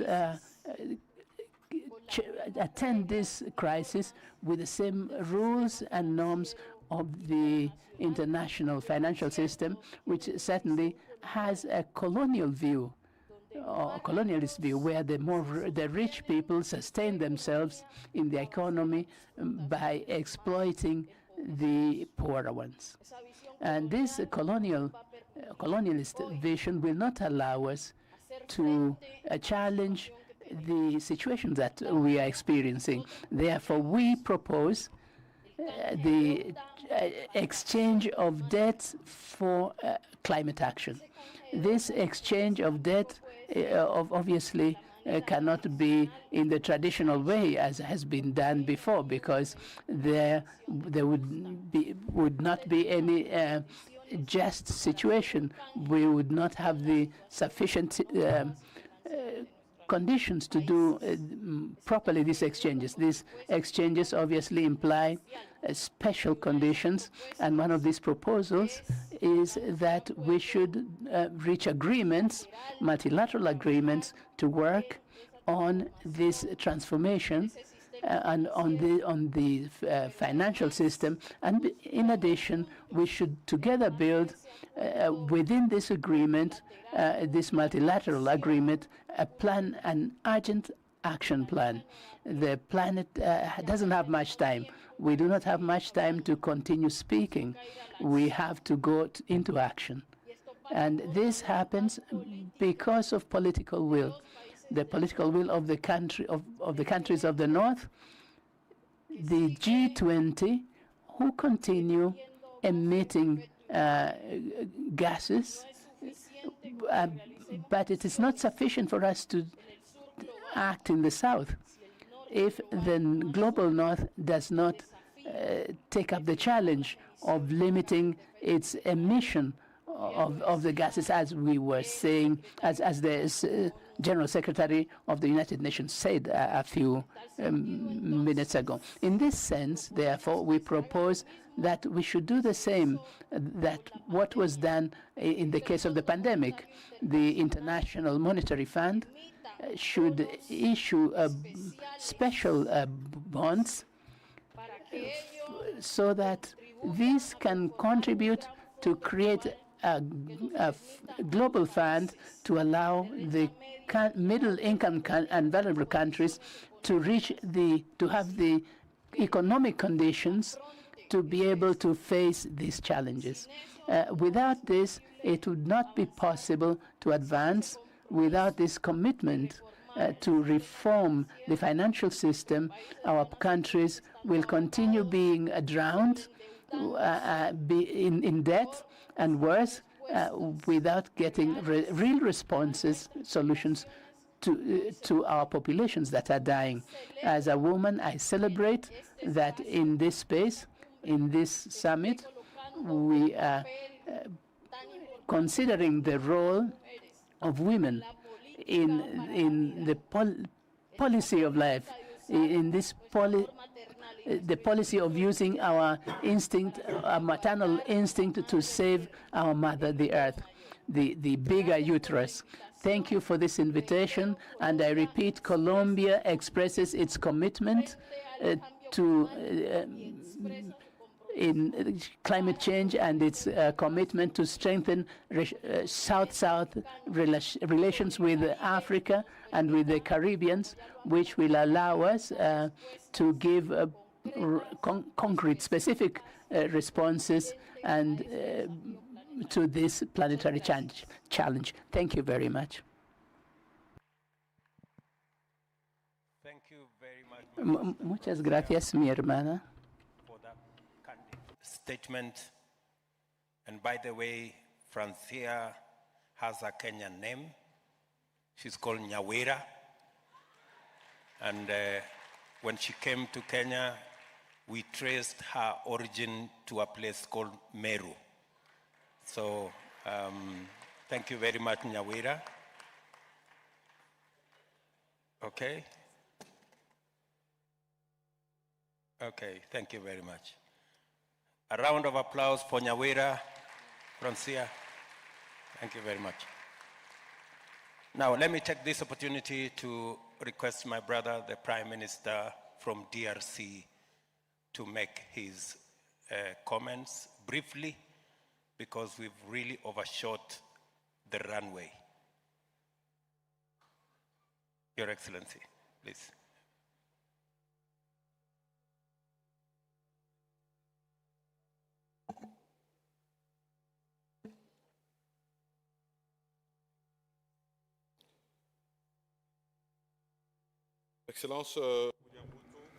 Excellency William Ruto, President of the Republic of Kenya and host of this summit. Excellencies, heads of state and government, Mr. Antonio Guterres, Secretary General of the United Nations, Madam von der Leyen, President of the European Commission, Mr. Moussa Faki Mahamat, Chairperson of the African Union Commission, invited guests, ladies and gentlemen. It's a great honor for me to take the floor on this day on behalf of His Excellency Felix Antoine Tshisekedi Chilombo, President of the Democratic Republic of the Congo, on the occasion of this African Climate Summit in this magnificent and beautiful Kenya International Conference Center. Like those who took the floor before me, I would like to thank the Republic of Kenya, the sister republic, for the warm welcome accorded to my delegation, and I would like to extend this gratitude on behalf of the President of the DRC. Organized under the thing that is to develop positive solutions for climate in favor of Africa and the world. This summit affords my country the opportunity to meet the expectations as regards the problem of climate, and precepts are based on three fundamental principles, that is, a green economy, biodiversity, and renewable energy. As we can not overemphasize that the DRC is a kind of solution country which imposes on the world because of its potential and innumerable assets, which is an undeniable contribution that is there for the conservation of nature. A favorable ecosystem, our country, in fact, has huge forest resources, and 155.5 million hectares, which is more than 10% of the forests of the Congo Basin, an important reserve and a well of more than 30 gigaton of carbon, and also its potential of the solar energy, which represents 37.7% of Africa and the world. The Democratic Republic of the Congo can, through its hydro electric power, can provide and supply Africa with this energy, and also its young population, its labor force, and which is a great potential. And as President Ruto has said earlier on, the African potential is known. Here, it is a question of transforming this potential and harness this potential in responding to the issues of climate. We, last year, had a crisis, the fact of the deregulation of the wells and the dry season, which in fact had a lean corn season in East Africa, in Central Africa, as well as Southern Africa. And this has destabilized our economies. This has made us more aware of the response that we should give to this climate problem. For me, and the response of the Democratic Republic of the Congo, there are three indispensable ingredients. One is the will, solidarity, and determination. The will is through the honoring of commitments that we make, particularly the countries that pollute, and as regards the carbon tax, as agreed at the COP15, will on financing, innovative financing, and financing green economy, as agreed at the last summit in Paris. And then the investment on energy, the development of value chains here in Africa, and this with a response for jobs for our youth, and the will to enable us, as it has been said here, that is access to financing on fair and equitable conditions, and the reduction of debt of the vulnerable economies through compensation, because it has also been proposed, and I think it has to be recalled. And the second ingredient is solidarity. Solidarity as regards projects of common interest. I'm here thinking of and referring to energy, green energy, the needs in energy, and the peoples who live in the forest, and also thinking of the Inga Dam, and integrating project, and we are open to proposals so that we need the efforts of each and every one. I can give another example, the agreement between the DRC and Zambia on the development of value chains, solidarity on issues of common interest, as is the case like the Congo Basin, the Amazon, and the Mekong Basin, as called by President Denis Sassou Nguesso. And then solidarity as regards peace and security in order to guarantee the protection of forests, biodiversity, which has been destroyed by various criminal activities. Then determination, which is the third ingredient, in the search for innovative solutions to climate, as it is the case here in Kenya, and then the determination for a better world to be bequeathed to our children, and also the new climate economy, and access to conservation and the rehabilitation and restoration of our forests for the production of and then regenerative agriculture, and also to ensure food security. It is for this reason that we are in favor of the establishment of a fund for climate change.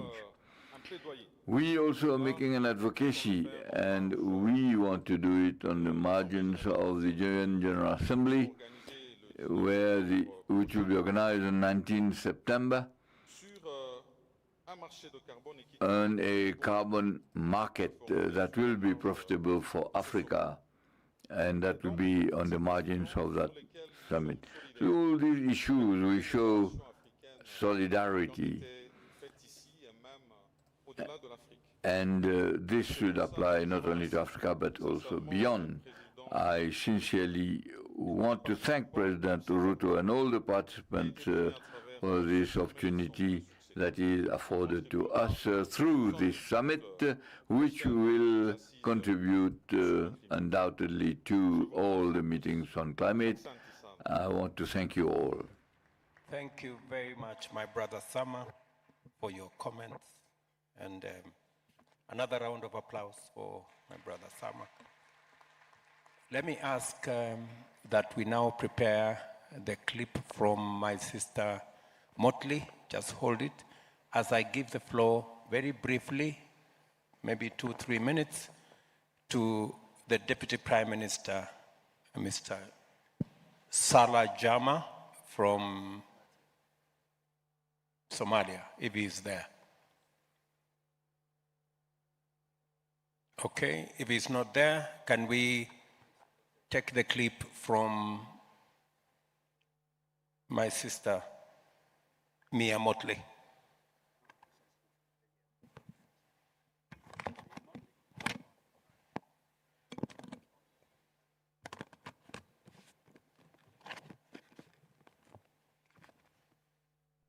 Your Excellency President Ruto of Kenya, Your Excellency Azal Assoumani, President of Comoros and Chairperson of the African Union, I'd like to thank you for co-hosting such an important summit.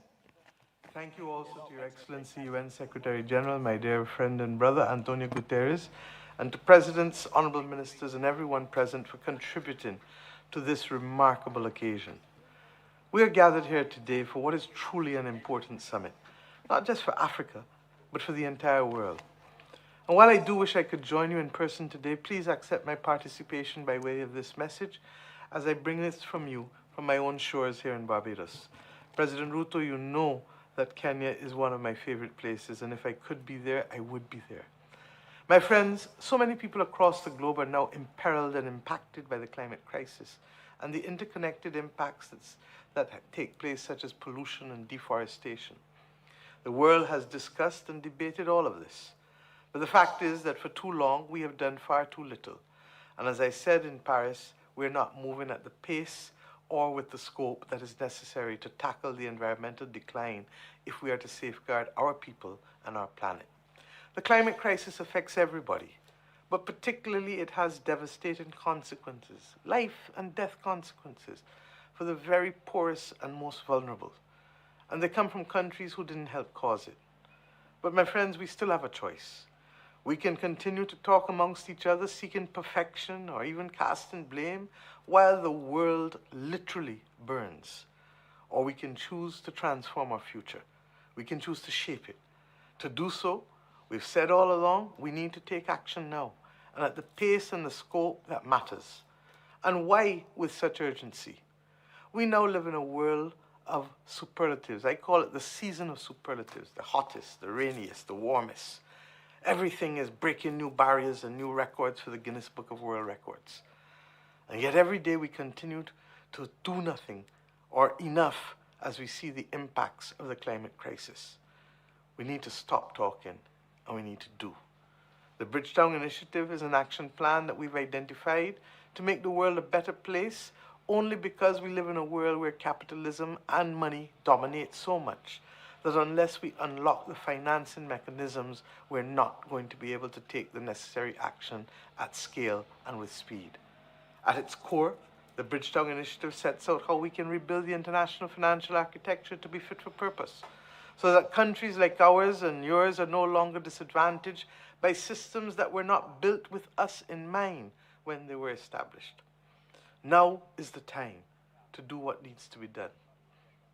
There's no other word. N-O-W, a simple three-letter word, now.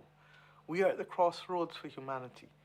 And this, my friends, is a time when political will, matched by the recognition of our reality, will make all the difference in the world. I know that many of us recognize this who are there today at this Africa Summit. Your countries and your people continue, like mine and ours in the Caribbean and across SIDS, to face the brutal effects of this climate crisis.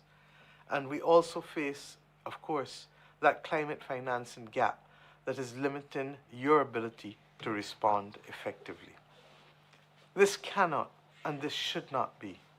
Brothers and sisters, I say to you today that it is up to everyone to do all they can to ensure the continued health of our nations. We must work together from the African continent to the Caribbean, understanding nature and the climate crisis does not respect the boundaries which man holds fast to as borders. Indeed, I say now it doesn't matter because we're seeing it in the north, in the east, the west, and the south. We must stand up for what is right. We must share a sense of responsibility to our environment and indeed to the loss of biodiversity on land and in our oceans. We must share a sense of responsibility to each and every generation. We, my friends, are capable of achieving common goals, but we can only do so when we share that sense of responsibility to one another. We must be our brothers and sisters' keepers, and we must look to treat others as we would wish to be treated.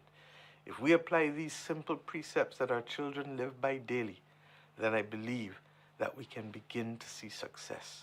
I trust that the science will continue to be all at the center of all that we do, and I trust, therefore, that that ability to link science with finance, with public policy action, can make the difference to ordinary people in Nairobi, ordinary people in Bridgetown, ordinary people wherever they are found on this planet. Thank you, and I wish you all the very best. Thank you very much, my sister Motley, wherever you are, and for your very kind comments. Let me now take this opportunity to ask the Deputy Prime Minister from Somalia, Mr. Jama, to make your statement, and I request my brother to make it brief. Thank you. Thank you for understanding. President.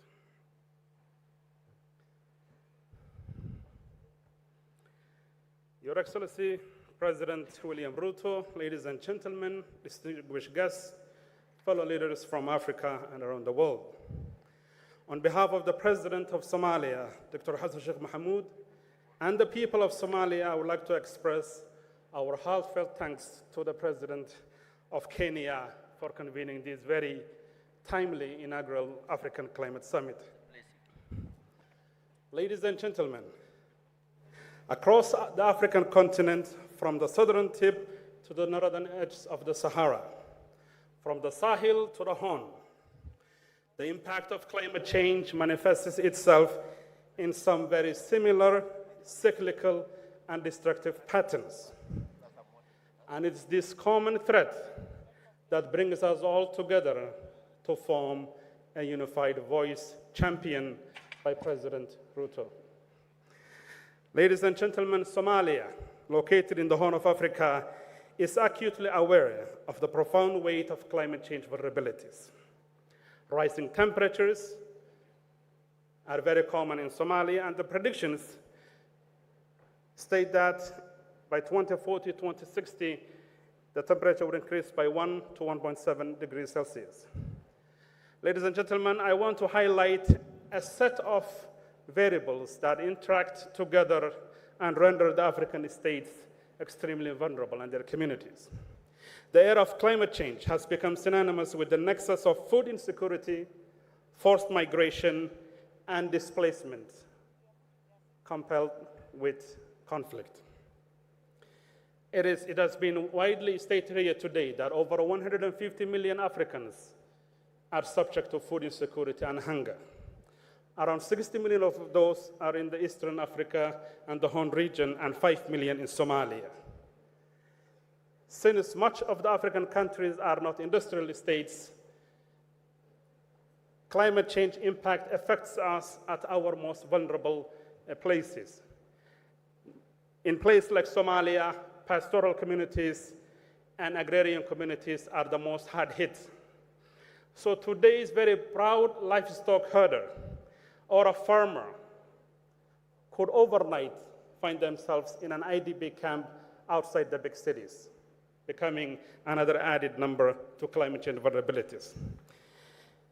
I would like to allude to an element of combating climate change that has not been widely discussed in this plenary today, and that is our coastlines and the blue economy that President Gailey spoke about. Somalia has the longest coastline in the mainland continent, but overall in Africa, our blue economy is underperforming, and rising water levels, extinction of coral reefs and mangroves, and biodiversity is an imminent threat. For the ocean gives us more than 50% of the oxygen that we consume. Ladies and gentlemen, Somalia annually loses a revenue worth of 300 million to illegal fishing. And I think investment in the sector would allow us to enhance our potential to cope with climate change. Ladies and gentlemen, the final question I would like to raise is how well are the African states and societies situated to combat climate change? I think that point has been very well articulated by the previous speakers. The African states have a unique set of challenges that puts them in a precarious situation. Limited fiscal space, changing global markets and volatility, lack of access to finance at a reasonable rate, all these elements compounded, and the climate change divert the African states from investing in development and sustainable development goals, and on a regular basis focus on humanitarian interventions. Such an approach should be abandoned, and we must look for more meaningful engagement. Ladies and gentlemen, when droughts hit California, you do not see the death of people. But when droughts hit the Horn of Africa, you see both the death of people and the loss of livestock. So climate change affects Africa in some very profound and immediate ways. Finally, I fundamentally want to agree with the argument put forth by President Ruto that Africa should be and ought to be part of the solution to combat climate change. We have a very young, vibrant population. More than 70% of our population is young. We have 60% of the world's potential in terms of renewable energy. We have the greatest potential for agriculture and livestock. And instead of the world feeding us, Africa has the potential to feed the world. But for that to happen, there needs to be justice and reform in the global financial institution. If we cannot access finances at a reasonable rate, a rate equal to others, then for us, bringing about transformation would be an elusive goal. I'll give you the final example of where Somalia stands today. We are fighting a war against Al-Shabaab, Mr. President. That's why our president could not be here. He is in the front lines. We are finalizing a debt relief HIPC initiative that took us almost a decade, serious fiscal limitations. After we complete the fight against Al-Shabaab and we finish our debt relief program, we will find ourselves in a very interesting situation. Do we go for concessional loans to invest in infrastructure, in human capital, in sustainable development goals? Or do we deal with the droughts? We almost averted a famine a year ago. Ladies and gentlemen, to conclude, in the last 30 years, Somalia has experienced 18 droughts, 2 famines, an equal number of floods. In order for us to develop the resilience and the mechanisms to cope with those things and empower our resilient citizens, we ask for international financial institutions to be reformed, adaptation programs to be increased, and Africans should have a common voice so that we can take it to the next scope. Thank you very much. Thank you very much, Deputy Prime Minister. And I want to confirm as a neighbor the whereabouts of the President of Somalia and give him our regards. Let me take this opportunity. The President of Nigeria passed by and did request me to give a chance, a very brief moment, Minister, 2 minutes. Isaac Adenkule, the Minister of State for Environment from Nigeria. If he is in the house, you have the floor. And, oh yeah, thank you. Minister, please make it brief.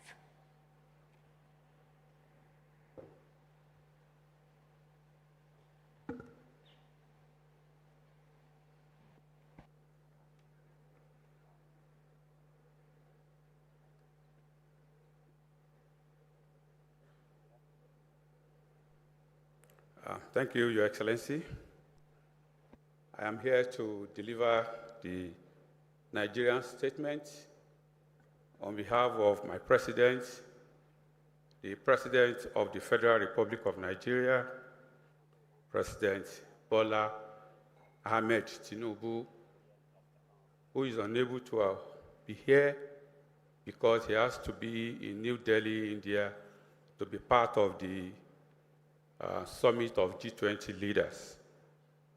Your Excellencies, President of the African Union, my brother, the President of Kenya, fellow African presidents, distinguished participants, ladies and gentlemen.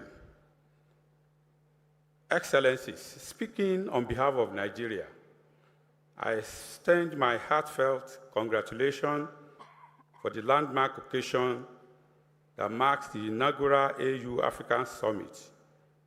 This event, as well as our recent efforts and advocacy on the topic of climate change, boldly demonstrates to the global community that Africa is rising to the challenge and taking decisive steps to deliver a sustainable economic future for our people.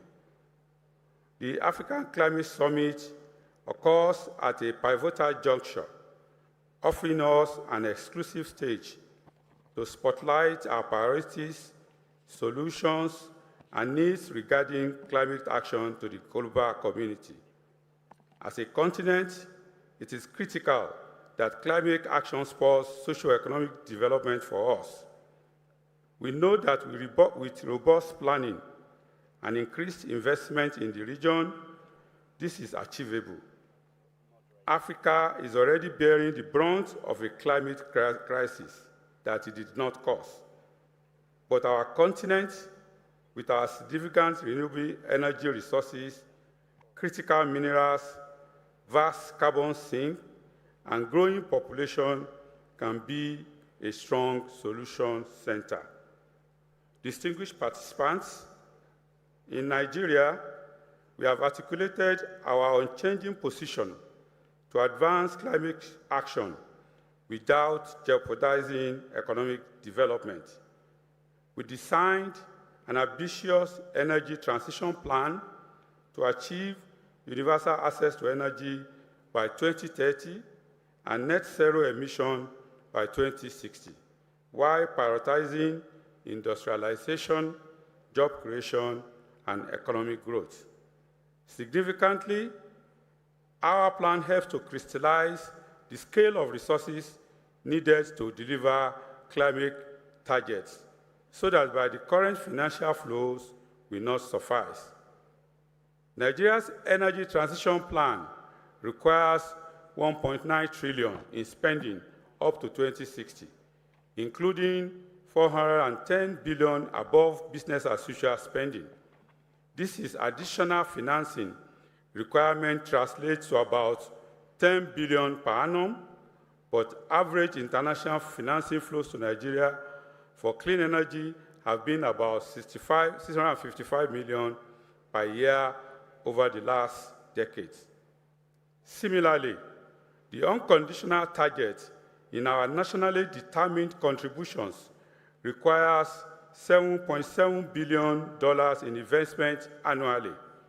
In 2019-2020, all sub-Saharan Africa received barely approximately $20 billion USD in climate finance. Annual climate finance flows to Africa are currently just 11% of what we require, so more investment have to come to the continent. For us in Nigeria, we are presently establishing partnership with both public and private sector players, driving innovative policy changes, advancing renewable energy projects, including on-grid solar and electric vehicle development, and exploring innovative financing mechanisms like carbon trading to lay the foundation for an all-encompassing transition.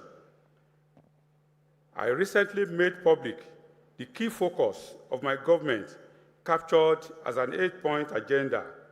Climate action and environmental sustainability is central to achieving 4 of those agendas, which are food security, poverty eradication, sustainable job creation, and security. We recognize that just energy transition partnerships are emerging as an important source of capital for climate-sensitive energy efforts in developing regions, and Nigeria wants to be considered for one. My team is currently working on a proposal to the G7 for the JET-P for Nigeria. It is encouraging that South Africa and Senegal have secured JET-Ps, but they must be scaled up across Africa in addition to other strategic financing opportunities. This summit is essential for highlighting such requests, sharing ongoing efforts, and establishing inter-country collaboration. Mr. President, I assure you and fellow leaders of Nigerian unwavering support as we embark on this journey to clearly communicate Africa's position on climate action and expedite an equitable, sustainable future for all of us. God bless Africa. Thank you. Thank you very much, Minister. I will extend another 2 minutes to my brother Ban Ki-moon, if he is still in the house. If he is not, then I will request the Honorable Huang Rungui from China, the Minister for Ecology. Your Excellency, you have the floor.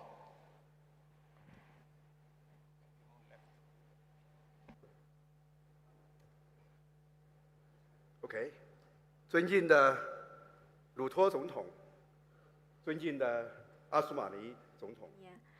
His Excellency Asli Assoumani, President of Comoros, Ministers, Heads of States, ladies and gentlemen, greetings to all. I am very honored on behalf of the Chinese government to be invited to join the Africa Climate Summit to discuss with African leaders, friends, and colleagues on climate change and sustainable development. First of all, I would like to extend my gratitude to the government of Kenya and President Ruto Williams to successfully convene this summit. I would like to also thank President Ruto to invite the Chinese government to attend this event. Since the beginning of this year, extreme weather events have occurred frequently around the world. Forest fires in Canada, heat waves and floods in many parts of China, and floods and mudslides in Malawi, among other African states, have caused serious loss of life and property, as well as ecological crisis. Climate change is a global challenge that can only be effectively addressed through solidarity and cooperation. The UNFCCC and its Paris Agreement are hard-won gains, which reflect the greatest global consensus. We should always adhere to the principles of common but differentiated responsibilities, equity, and respective capabilities, so as to build a solid political foundation for global climate cooperation. Africa is one of the regions in the world most vulnerable to climate change.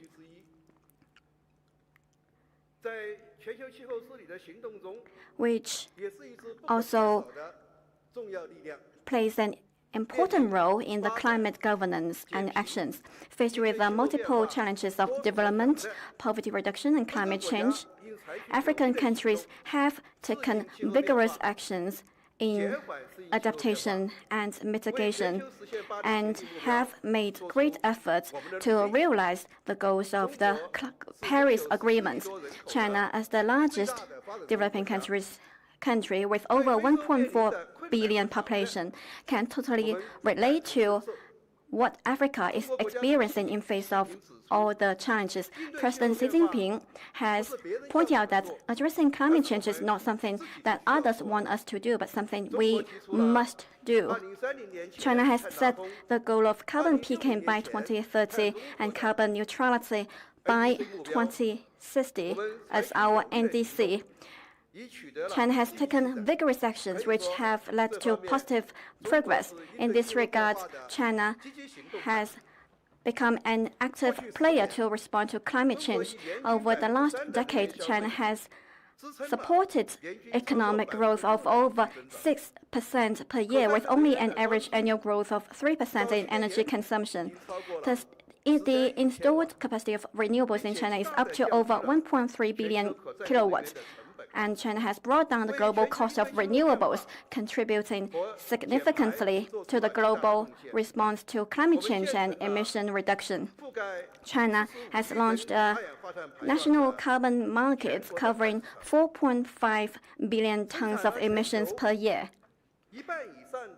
We also produced over half of the global e-mobility vehicles. We have afforested an area of 1.02 billion mu, equivalent to 6.8 million hectares, contributing to a quarter of the world's new forested area. China and Africa has been very effective in climate cooperation in the past 1 decade. We have assisted Africa's low-carbon and climate change adaptation demonstration zones, supported its clean energy infrastructure and smart agriculture, and helped enhance disaster prevention and mitigation in Africa, and also facilitated the implementation of the Great Green Wall program in Africa. In late 2021, China and Africa jointly issued the Declaration on China-Africa Cooperation on Combating Climate Change. As of August 2023, China has signed MOUs with 15 African countries on climate cooperation. I would like to take this opportunity to announce that in order to implement this declaration, China plans to launch the program Africa Solar Belt under the South-South Cooperation on Climate Change to assist relevant African countries in developing and utilizing solar energy, address power shortage, and transition to green and low-carbon development.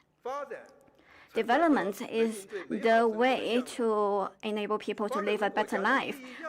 a top priority for developing countries. Recently, President Xi Jinping has launched new initiatives such as the Support for Africa's Industrialization Initiative and China's plan for the modernization of African agriculture. We are ready to work with African countries to deepen cooperation in climate actions and sustainable development, and to join hands in promoting green, low-carbon modernization. Meanwhile, we also call on developed countries to proactively shoulder their historical responsibility and fulfill their commitment to provide developing countries with at least $100 billion every year in climate finance. As President of CBD COP15, I would like to also call for your attention to the intrinsic linkage between biodiversity and climate change. I have heard a lot of remarks just now which have mentioned the rich biodiversity and forest resources in China. In Africa, containing huge carbon sink. China would like to work with the international community to fully implement the Kunming-Montreal Global Biodiversity Framework and to create harmony between man and nature. Finally, I wish this meeting every success. Thank you. Thank you very much, Minister. Let me now take this opportunity for another 2 minutes to ask my brother Achim Steiner, the UN Undersecretary responsible for UNDP, to make some brief remarks. That is another Kenyan from a place called Nakuru. Asante sana, Mr. President, Chairperson of the African Union Commission, Heads of State and Government, Excellencies, ladies and gentlemen. A great deal has been said this morning, but I'm still inspired, if I may say so, by your speech this morning, Mr. President. And with that, I take a license for a moment to take you back to a year in Kenya's history when you were 15 and I just a little bit older. It was the year that in Olkaria in Hell's Gate National Park, the first geothermal unit was installed. I mention this because the journey of Kenya in so many ways represents, when it comes to the energy sector, to leadership, to transition, to many of the things that you spoke about this morning, reflects what happens when people do not take the answer, it's not possible, it's not doable, it's too expensive, too seriously. Hell's Gate National Park is only about an hour outside Nairobi. Kenyans know it well. Visitors, please visit it, because it is today one of the most remarkable places, the backbone of Kenya's electricity generating economy. That first Mitsubishi turbine installed in 1981 was installed against a great deal of skepticism. I learned about this history during the years that I spent here. It took many pioneers to envisage it. Today, Mr. President, I believe that Olkaria, with its various generating turbines, generates almost 1,000 megawatts of electricity. And ladies and gentlemen, you are in a country that may very well become the first country in modern history to actually generate its entire electricity supply with clean energy sources. Kenya today is a country that has passed the 92% mark, and it is no longer alone. In fact, Mr. President, there is another country in South America I visited and I did not know. Uruguay today, well over 90% of its electricity supply with renewables. This is not to say that every country can follow the same path. But what we do in UNDP, and why I'm so proud to be here together with my Secretary General and so many of the partners that are today invested in precisely the kind of vision that you have laid out for Africa, is that we can be partners. We have listened, we have learned together, and today, as UNDP, 36 countries on the African continent have invited UNDP to help them undertake integrated national financing frameworks to address this continuously frustrating reality that this continent is asked to borrow for things that it was neither responsible for nor it can afford to borrow in this world of today. That is why looking at finance with the kind of lens that you have both spoken to this morning is so important. Secondly, also pioneering projects such as solar mini-grids, another major enterprise of UNDP. For the first time in history, we are supporting 21 African countries to try and connect over the next few years 260 million people to electricity supplies. A $65 billion investment opportunity, but it needs hard work, both to prepare the ground, to find the investors, and to then roll it out. And finally, Mr. President, let me just commit to you, in the presence of so many leaders from across the continent, the United Nations Development Programme, as part of the United Nations family, as you heard from the Secretary General this morning, is deeply committed to Africa's future transitions, coming out of the reality of today, but investing every day across the continent. I'm proud to today lead an organization within our UN development system that is literally present in every African country on this continent.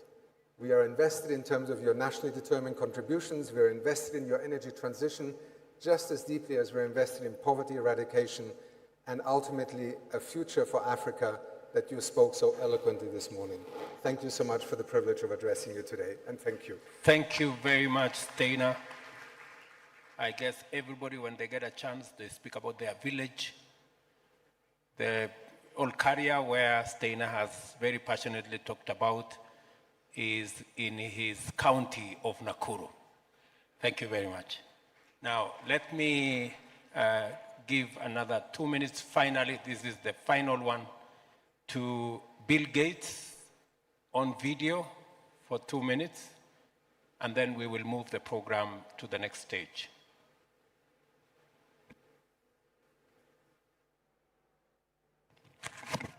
Hello. I want to thank President Ruto for convening this event and prioritizing this important work. I started work on climate change over 2 decades ago after I left my full-time work at Microsoft, and I was focusing on fighting poverty and fighting diseases. When I visited Africa, I saw 2 things. First was how climate is already affecting agricultural output, although they've contributed almost nothing to these greenhouse gas emissions because they're dependent on farming, they're near the equator, they're already experiencing more damages than other countries. But I also saw the energy shortage, and we need Africa to have lots and lots of energy to develop their economies. It's fantastic that the African researchers and companies are now thinking about how they can reduce their emissions and continue to grow their economies. Breakthrough Energy is the organization I created to help with climate mitigation. The goal is to innovate, to make the cost of being clean far, far less. And that means we can reduce the emissions and avoid this temperature increase that has such a negative impact.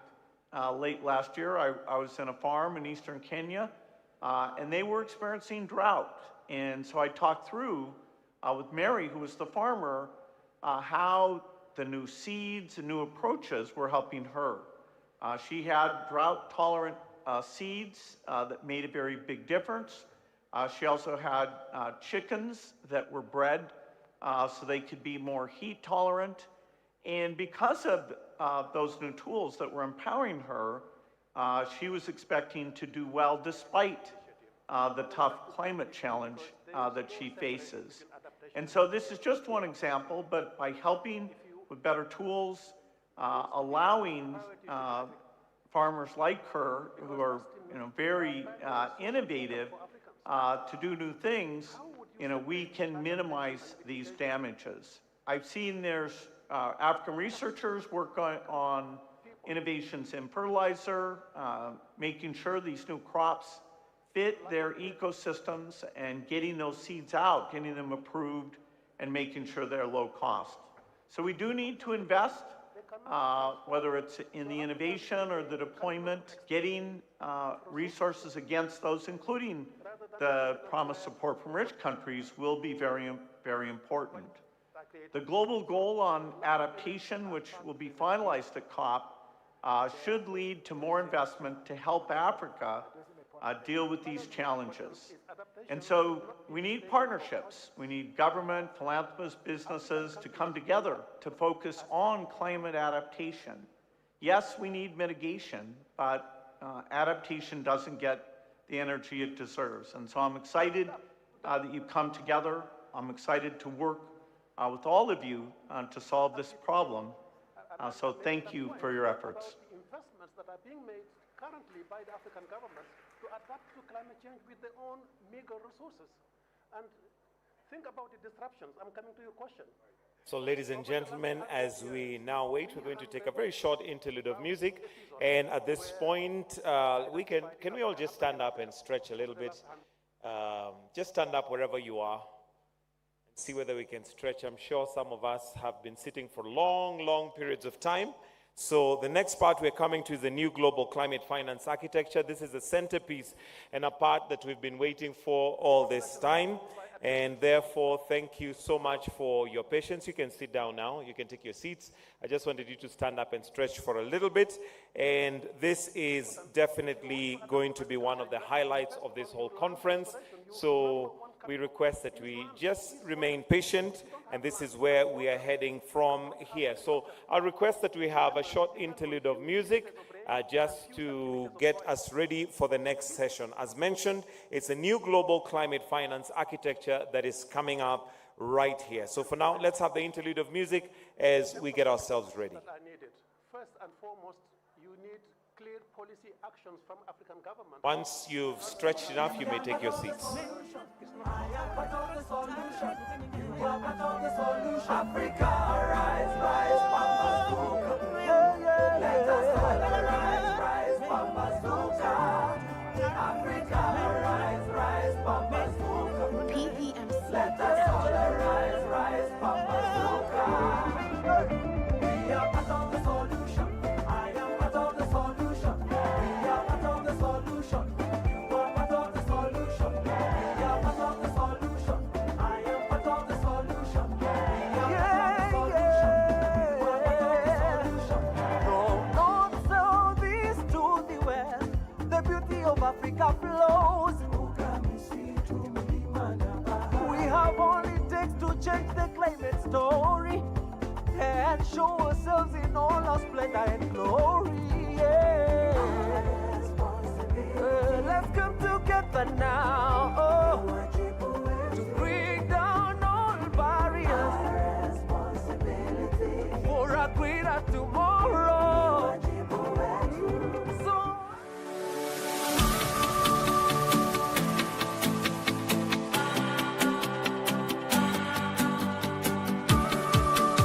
Life began in Africa, as they say, and we exported life elsewhere. And so I feel it's important that the talk on climate change begins right here at home and we export it elsewhere. This climate change conversation is very important for us as Africans. Of course, as been mentioned by everybody else, we are the ones bearing the biggest effect of it all. So we should be leading the conversation on how we can adapt, how we can mitigate, and how we can scale up and take advantage of the opportunities that are here in order for us to live better. It's our time as Africa to take the lead. For the longest time, climate change has been put in the back burner. It's not been talked about as much. And Africa is the one who's feeling the most effects of this climate change that we're experiencing. I accept that it is one thing to say what is possible and entirely another to make it happen. This summit is a moment to imagine a bold and radically affirmative African future. We do all that, but it doesn't count for much. But we do it anyway because we love this world, because it's our home. And that is why the conversation of North versus South must come to an end.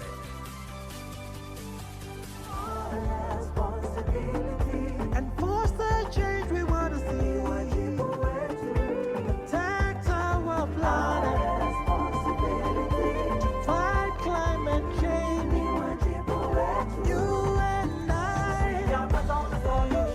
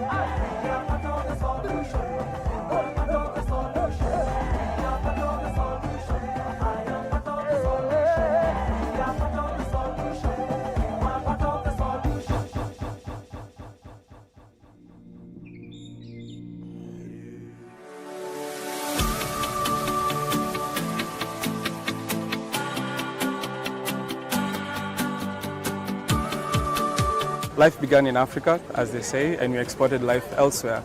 And so I feel it's important that the talk on climate change begins right here at home and we export it elsewhere. This climate change conversation is very important for us as Africans. Of course, as been mentioned by everybody else, we are the ones bearing the biggest effect of it all. So we should be leading the conversation on how we can adapt, how we can mitigate, and how we can...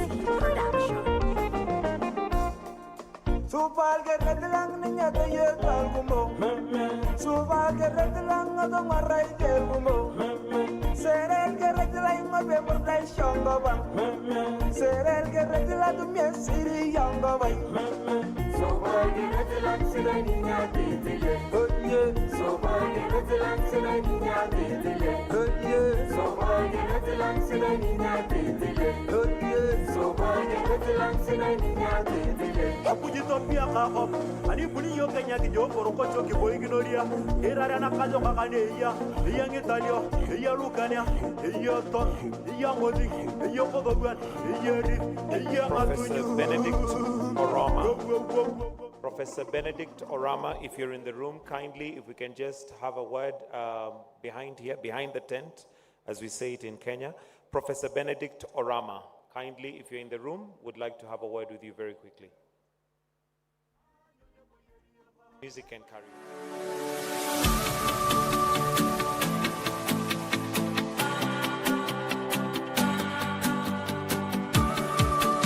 Life began in Africa, as they say, and we exported life elsewhere. And so I feel it's important that the talk on climate change begins right here at home and we export it elsewhere. This climate change conversation is very important for us as Africans. Of course, as been mentioned by everybody else, we are the ones bearing the biggest effect of it all. So we should be leading the conversation on how we can adapt, how we can mitigate, and how we can scale up and take advantage of the opportunities that are here in order for us to live better. It's our time as Africa to take the lead. For the longest time, climate change has been put in the back burner. It's not been talked about as much. And Africa is the one who's feeling the most effects of this climate change that we're experiencing. I accept that it is one thing to say what is possible and entirely another to make it happen. This summit is a moment to imagine a bold and radically affirmative African future. We do all that, but it doesn't count for much. But we do it anyway because we love this world, because it's our home. And that is why the conversation of North versus South must come to an end.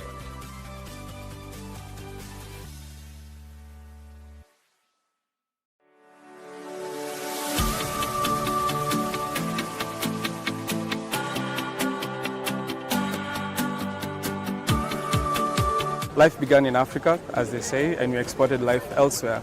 And so I feel it's important that the talk on climate change begins right here at home and we export it elsewhere.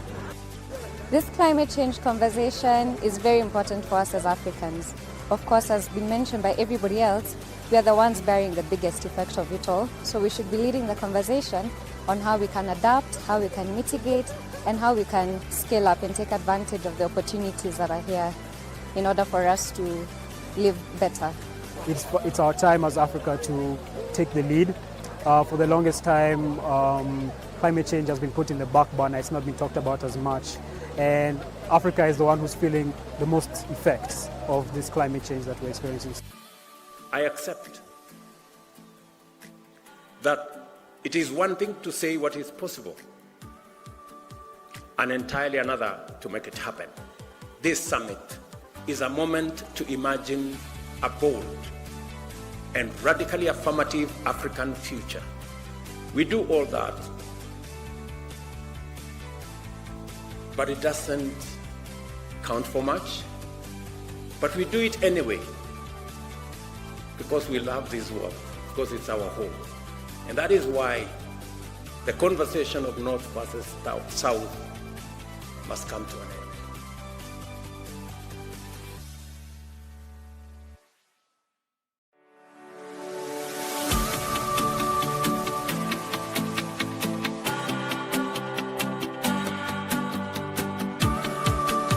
Life began in Africa, as they say, and we exported life elsewhere. And so I feel it's important that the talk on climate change begins right here at home and we export it elsewhere. This climate change conversation is very important for us as Africans. Of course, as been mentioned by everybody else, we are the ones bearing the biggest effect of it all. So we should be leading the conversation on how we can adapt, how we can mitigate, and how we can scale up and take advantage of the opportunities that are here in order for us to live better. It's our time as Africa to take the lead. For the longest time, climate change has been put in the back burner. It's not been talked about as much. And Africa is the one who's feeling the most effects of this climate change that we're experiencing. I accept that it is one thing to say what is possible and entirely another to make it happen. This summit is a moment to imagine a bold and radically affirmative African future. We do all that, but it doesn't count for much. But we do it anyway because we love this world, because it's our home. And that is why the conversation of North versus South must come to an end.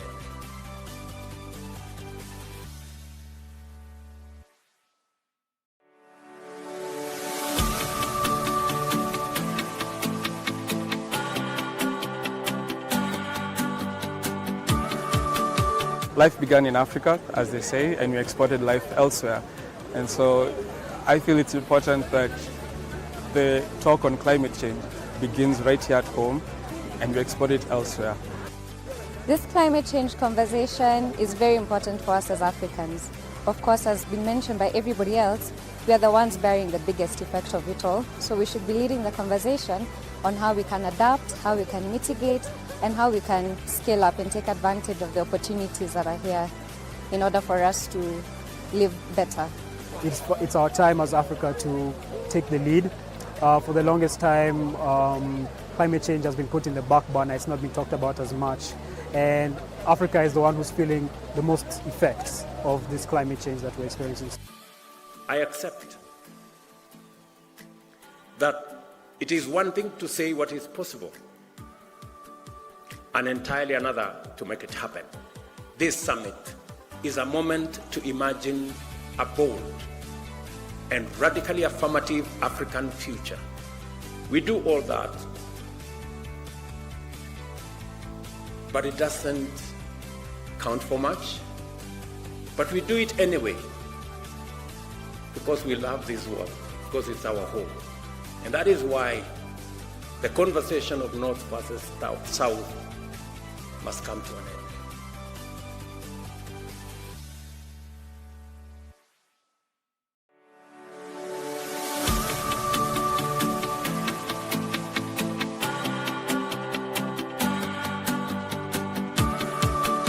Life began in Africa, as they say, and we exported life elsewhere.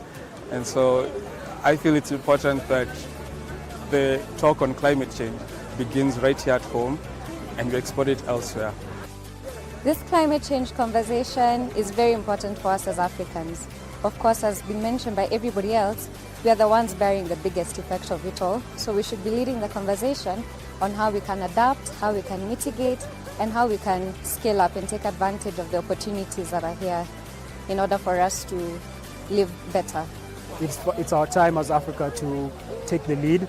For the longest time, climate change has been put in the back burner. It's not been talked about as much.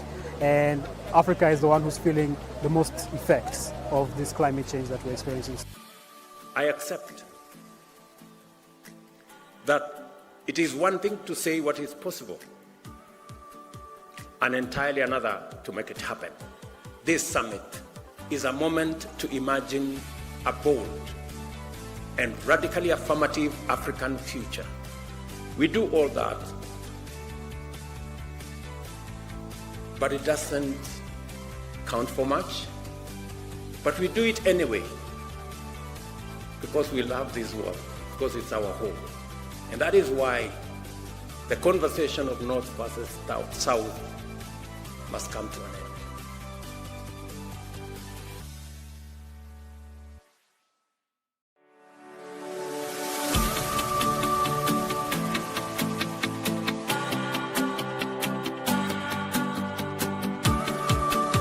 Life began in Africa, as they say, and we exported life elsewhere. And so I feel it's important that the talk on climate change begins right here at home and we export it elsewhere. This climate change conversation is very important for us as Africans. Of course, as been mentioned by everybody else, we are the ones bearing the biggest effect of it all. So we should be leading the conversation on how we can adapt, how we can mitigate, and how we can scale up and take advantage of the opportunities that are here in order for us to live better. It's our time as Africa to take the lead. For the longest time, climate change has been put in the back burner. It's not been talked about as much. And Africa is the one who's feeling the most effects of this climate change that we're experiencing. I accept that it is one thing to say what is possible, and entirely another to make it happen. This summit is a moment to imagine a bold and radically affirmative African future. We do all that, but it doesn't count for much. But we do it anyway, because we love this world, because it's our home. And that is why the conversation of North versus South must come to an end.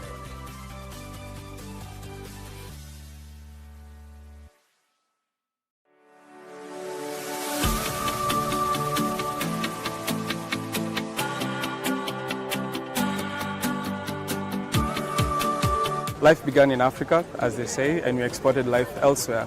And so I feel it's important that the talk on climate change begins right here at home and we export it elsewhere. This climate change conversation is very important for us as Africans. Of course, as been mentioned by everybody else, we are the ones bearing the biggest effect of it all. So we should be leading the conversation on how we can adapt, how we can mitigate, and how we can scale up and take advantage of the opportunities that are here in order for us to live better.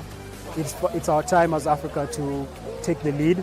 For the longest time, climate change has been put in the back burner. It's not been talked about as much.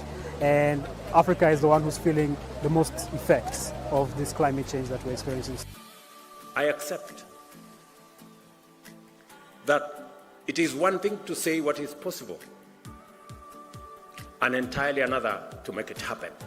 This summit is a moment to imagine a bold and radically affirmative African future. We do all that, but it doesn't count for much. But we do it anyway, because we love this world, because it's our home. And that is why the conversation of North versus South must come to an end.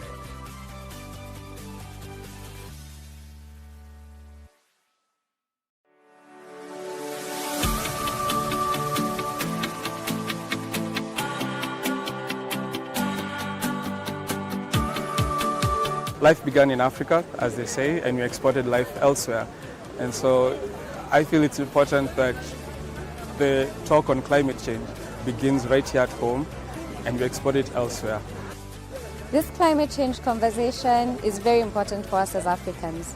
Of course, as been mentioned by everybody else, we are the ones bearing the biggest effect of it all. So we should be leading the conversation on how we can adapt, how we can mitigate, and how we can scale up and take advantage of the opportunities that are here in order for us to live better.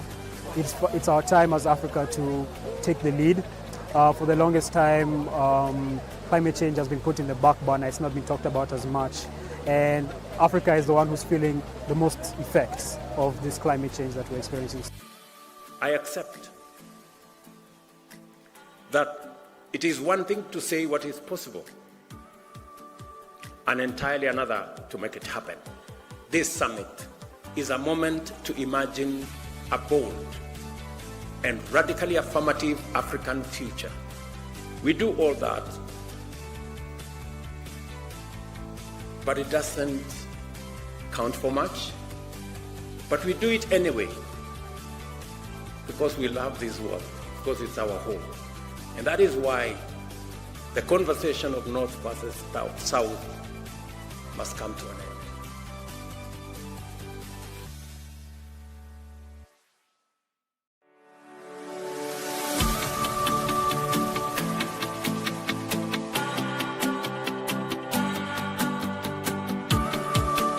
Life began in Africa, as they say, and we exported life elsewhere.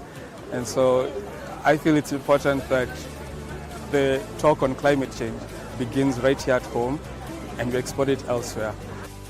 This climate change conversation is very important for us as Africans. Of course, as been mentioned by everybody else, we are the ones bearing the biggest effect of it all. So we should be leading the conversation on how we can adapt, how we can mitigate, and how we can scale up and take advantage of the opportunities that are here in order for us to live better. It's our time as Africa to take the lead. For the longest time, climate change has been put in the back burner. It's not been talked about as much. And Africa is the one who's feeling the most effects of this climate change that we're experiencing. I accept that it is one thing to say what is possible and entirely another to make it happen. This summit is a moment to imagine a bold and radically affirmative African future. We do all that, but it doesn't count for much.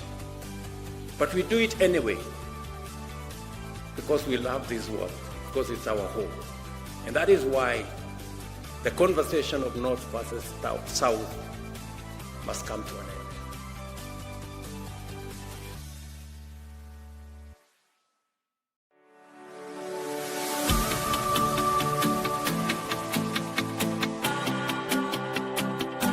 Financial architecture. Africa has submitted its reform proposals, highlighting the link between global financial inequities and insufficient finance for development and climate needs. We want to talk a little bit about what exactly these proposals are. What do we want? Why have they not received the kind of attention that we believe they need to receive? And how can Africa speak with one voice in championing this critical agenda? So, ladies and gentlemen, please give a very warm welcome to the President and Chairman of the Board of Directors for the African Export-Import Bank, Professor Benedict Orama.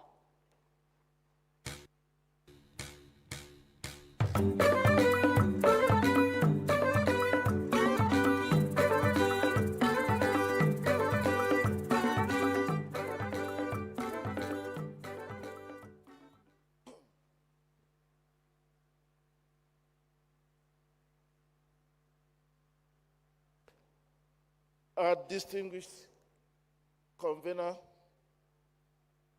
dear brother, His Excellency William Ruto, President of the Republic of Kenya, His Excellency Musa Faki Mahamat, the Chairperson of the African Union, Excellency, Heads of State, Excellencies, distinguished ladies and gentlemen. Let me start by thanking the government and people of Kenya under the leadership of His Excellency President William Ruto for the wisdom of hosting this very important event and granting me the honor of moderating this high-level panel. The key message of the 2015 Paris Climate Accord was that no country should have to choose between fighting poverty, and fighting for the planet. The Paris Summit identified a critical role finance will play in ensuring this. Extensive commitments on climate financing were made there. 8 years since Paris, Africa and many developing countries have no resources to fight neither poverty nor the climate challenges that we face every day. The problem, though, hasn't been a deficit of ideas and suggestions, but rather the lack of action on the part of almost all stakeholders. Whether it is the pledge of G7 leaders to commit $100 billion climate finance, or the Bristol Initiative calling for international lenders and multilateral development banks to become more adaptive and innovative in structuring loans and debt servicing for countries affected by climate disasters, or caused by developing economies for the reform of the G20 Common Framework to give voice to the global South. The challenge remains the difficulty of moving from words to action. It is estimated that Africa will require about $200 billion per annum to achieve SDGs by 2030. Another $160 billion will be required for African countries to pursue loss and damage mitigation and adaptation, implying a combined annual cost of pursuing a climate-efficient development of over $350 billion. When you add the money needed for infrastructure of over $100 billion, you can begin to imagine the level of financing that is required.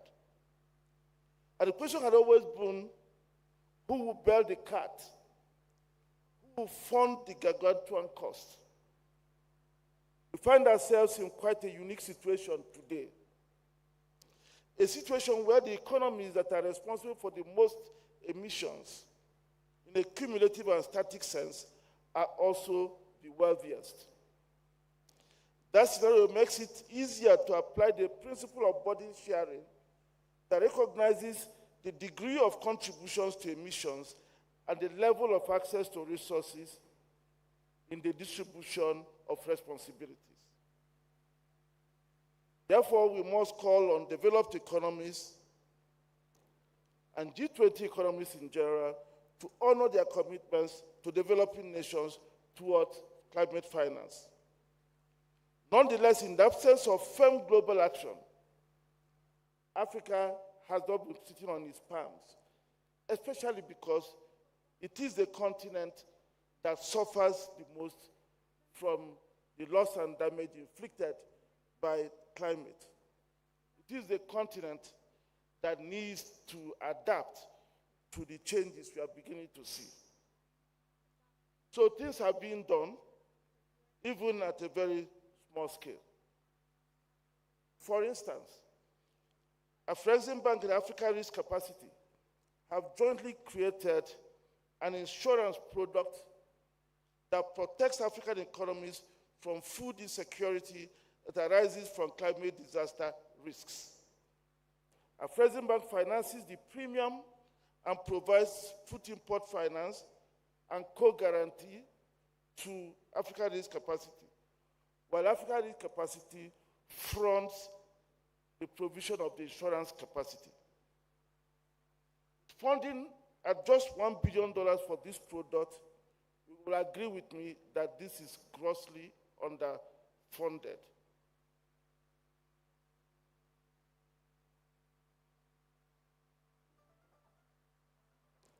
There is therefore a scope for the World Bank, the multilateral development banks in general, capital-rich economies to step in by providing capital to this fund as a way of meeting their loss and damage obligations.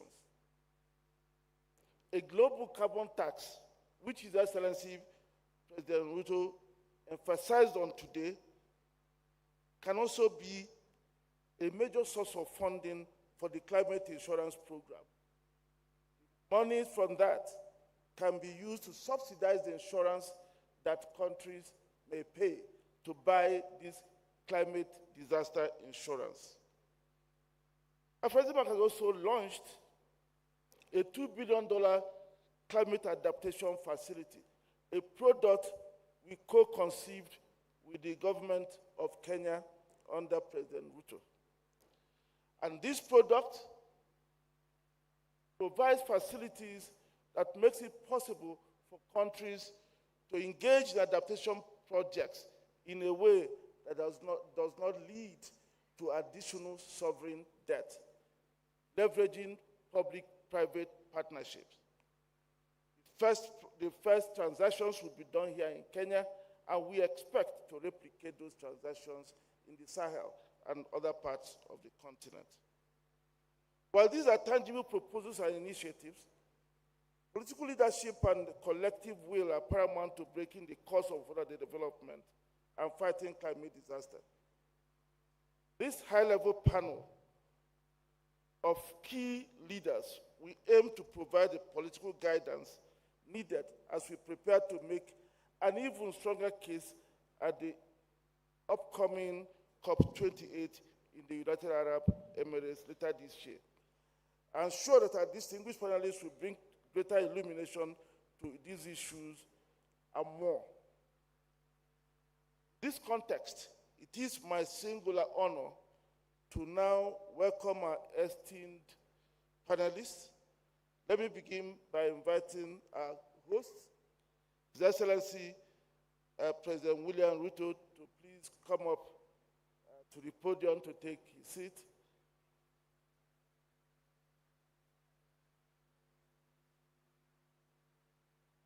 His Excellency Musa Faki Mahamat, Chairperson of the African Union Commission.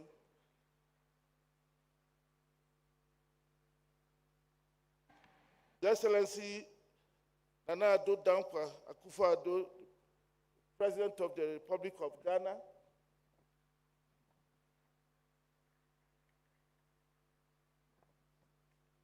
His Excellency Mustafa Madbouli, Prime Minister of Egypt.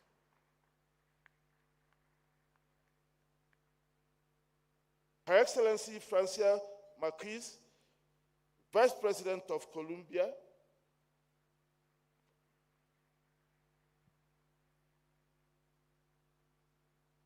His Excellency Dr. Sultan Jebba, COP28 President and Honorable Minister of the UAE.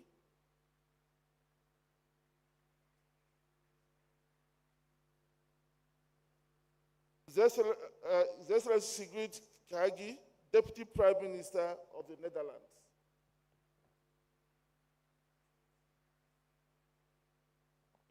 Sorry, Her Excellency.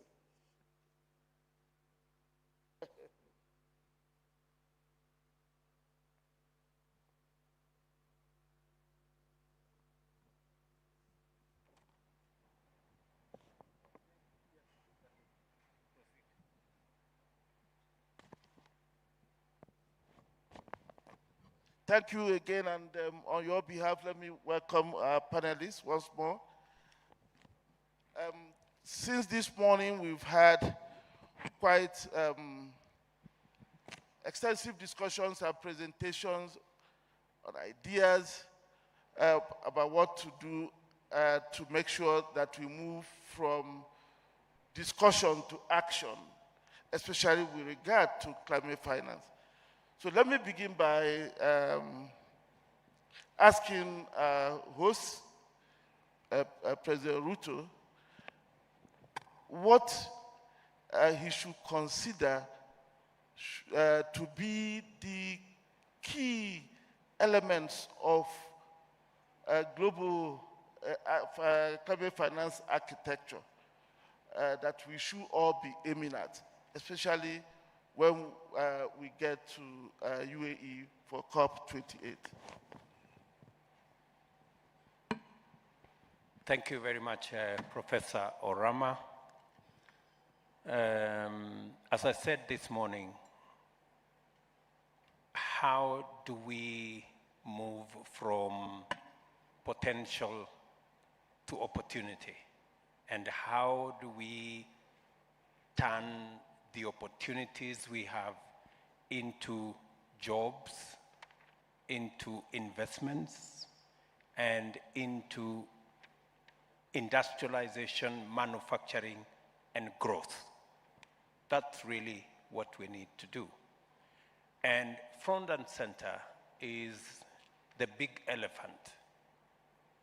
Where is the money going to come from? How are we going to finance our transition from opportunity to growth? In my opinion, there are 3 areas that we need to focus. Number 1, we need to focus on where do we find money or resources or financing, number 1, at scale, and number 2, that is affordable, and number 3, that is accessible. And that is why we have insisted that while we appreciate the contribution of our multilateral development institutions, the current financial architecture to support our progress, what they are doing is good, but it is insufficient because our current challenges are compounded. We're not dealing with a normal situation. We're not dealing with the situation for which these institutions were built. And therefore, it is important for us to realign our sources of financing with the realities of the moment. The moment we need a scale-up of development resources. And that is why we are speaking about scale. At the moment, we need to make sure that these resources are available at rates that are friendly to the investments we want to make. And therefore, in my very honest opinion, the reform of the multilateral development banks will achieve 2 things. And when we talk about reform of multilateral development banks, some of those banks, whether it is IMF or World Bank, we are shareholders. So legitimately, these are our institutions. And therefore, we need to deal with how do we make these institutions of ours much more fit for purpose? How do we make them fit for purpose? So, number 1, we think like we did with COVID, when there was some creativity and innovation that resulted in special drawing rights. We think that there is scope in that window of special drawing rights to meet the challenges that we have of the moment of energy transition. What we would want done differently this time is that the manner in which these resources are allocated should be different, where those who need it most get it, while those who need it least don't have to get a lion's share of what they don't need. That's number 1. Number 2, we believe also creatively and in an innovative manner, there is scope for us to use and leverage the balance sheets of these institutions. And I must do a disclaimer. I am not a financial person. I am a scientist. But I am very confident that we have very intelligent people. We are not short of good economists and analysts and financial people who can imagine that space and tell us what is it that we can do to leverage the balance sheets of these great institutions. And that is what my sister Motley is talking about, the Bridgetown Initiative. How do we raise an extra $500 billion every year, or at least in 5 years, to be able to do what we must do with energy transition? And finally, I think the other option that we need to have a conversation about is carbon tax. This is a very controversial thing, but it is the right thing to have the conversation about. However controversial it may be, I mean, we need to have a conversation about carbon tax. If we are to raise the scale of resources needed for energy transition, we must have a conversation about carbon tax. In fact, the numbers speak to it. The IMF has actually done a lot of work around it, and they have told us it is possible to raise 870 billion shillings from carbon tax. The only problem that IMF is pointing to us is that there is insufficient political will, and there are challenges with political will. Surely, faced with an existential threat to humanity, aren't we able to master the political will to achieve this? And let me give one more thought around it. The EU Parliament has already considered FTT, the financial transaction tax, as a means of raising resources to deal with climate change. And in fact, they've gone all the way to their parliament. So the idea of a carbon tax is no longer remote. We must have it firmly on the table. And finally, Professor, we are making these suggestions because we are practical. We are dealing with practical situations. As I said this morning, 9 countries have already gone off the cliff. Many are on the way there to debt distress because of high interest rates and because of climate change. Unless we deal with it, and let us not imagine that we are sorted, especially because when we were in Paris, admittedly, there were found ways of dealing with countries that have been already in default.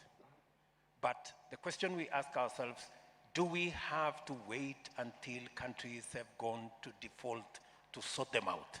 Isn't it possible for us to sort them out ahead of the cliff? And that is the conversation we are having. And let me conclude by saying that this time round, we're going to be firmly on the table. It doesn't matter how uncomfortable this conversation is. It doesn't matter who we annoy. We are going to be here until we are heard and until the right thing happens.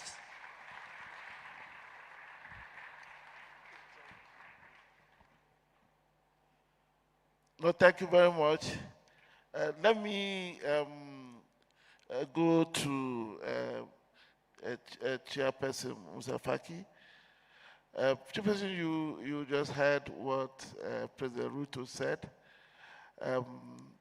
As we form the views as a continental view, from the African Union's perspective, what should we be expecting? What is the African Union's views and strategy to make sure that all these ideas that we are forming here find their way into implementable actions when the COP28 convenes?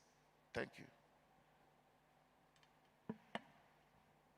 Merci, professeur Orama. J'ai écouté effectivement attentivement le président Ruto. President Ruto, and I thank him. I thank him for his strong advocacy, his leadership, but also and particularly for the concrete proposals that he has put on the table. The situation of Africa is well known. The challenges faced by the continent are known. The expectations that are nurtured are known. Its important potential also is known. The promises made to Africa are also known. There is a lot of literature on this matter. Now, what should we do? This is the question. First, we have to accept the specific nature of the continent. 600 million Africans don't even have electricity. It is a continent which is under-industrialized, and then is being asked here and now to bring about ecological transition. President Macky Sall earlier was saying that we need to follow the rhythm and peculiarity of this continent. All this can be possible. Transition, yes, it is important, but we need to establish the necessary conditions for it to become possible. Africa is not coming empty-handed. It is a reservoir. So I think we need to think of that, how this important potential may be harnessed for the benefit of its peoples. This is a substantive issue. The promises that have been made, including the reform of international financial institutions, and what we have seen in the past, the structural adjustment programs, which for decades had been applied by the African states. And I recall, I'm talking of Chad, my country, we were asked even that certain agricultural productivity, particularly rice, they should stop production and import rice. It did not work. We have to admit that. It did not work. Then we went to programs of the World Bank, poverty reduction. What is the result? Let's take stock. Some countries are now even poorer. And I do not exclude, and I am not condoning poor governance, and I am not excluding the responsibilities of the states, but the special drawing rights. There was some hope. Out of 650 million, we got only, and I'm really asking whether this was disbursed, 33 million or 33 billion. After a terrible pandemic like COVID, can we really have economic recovery? It is not possible. The Green Fund, we have been told about it. All this within a context of debt servicing,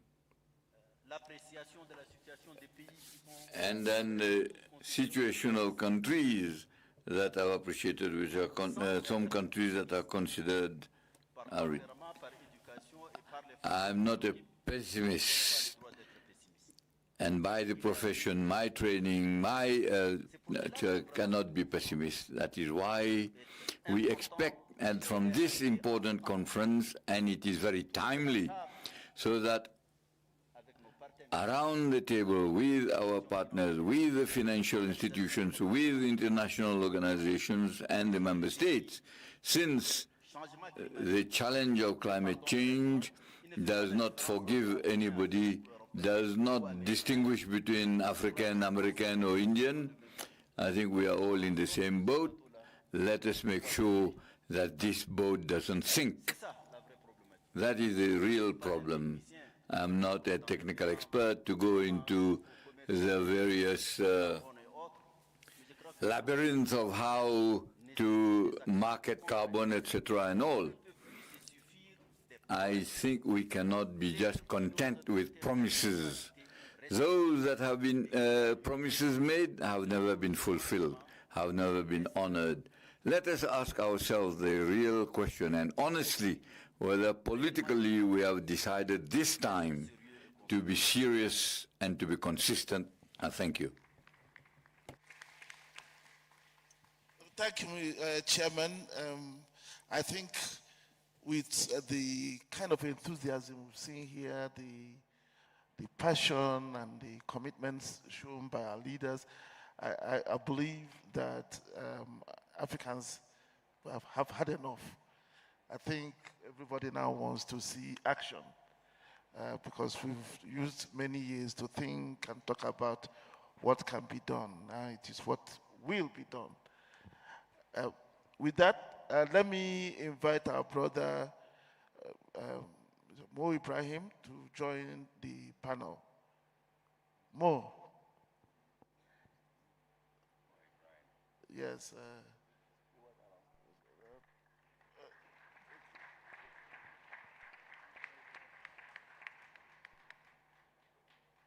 No, thank you for joining us. So,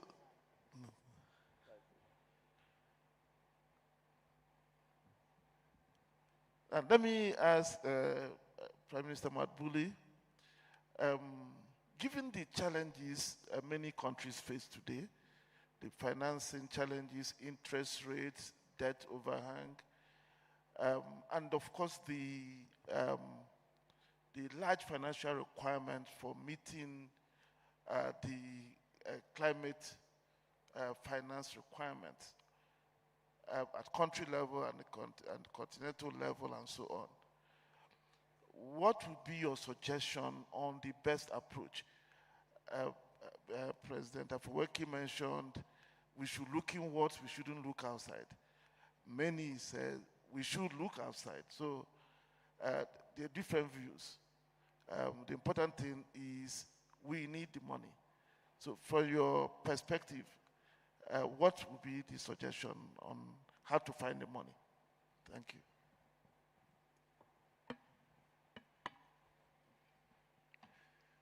Thank you very much. And let me start by stating that climate finance is undeniably the central pillar for empowering the delivery of climate goals and nationally determined contribution, or NDCs, in particular for our African continent.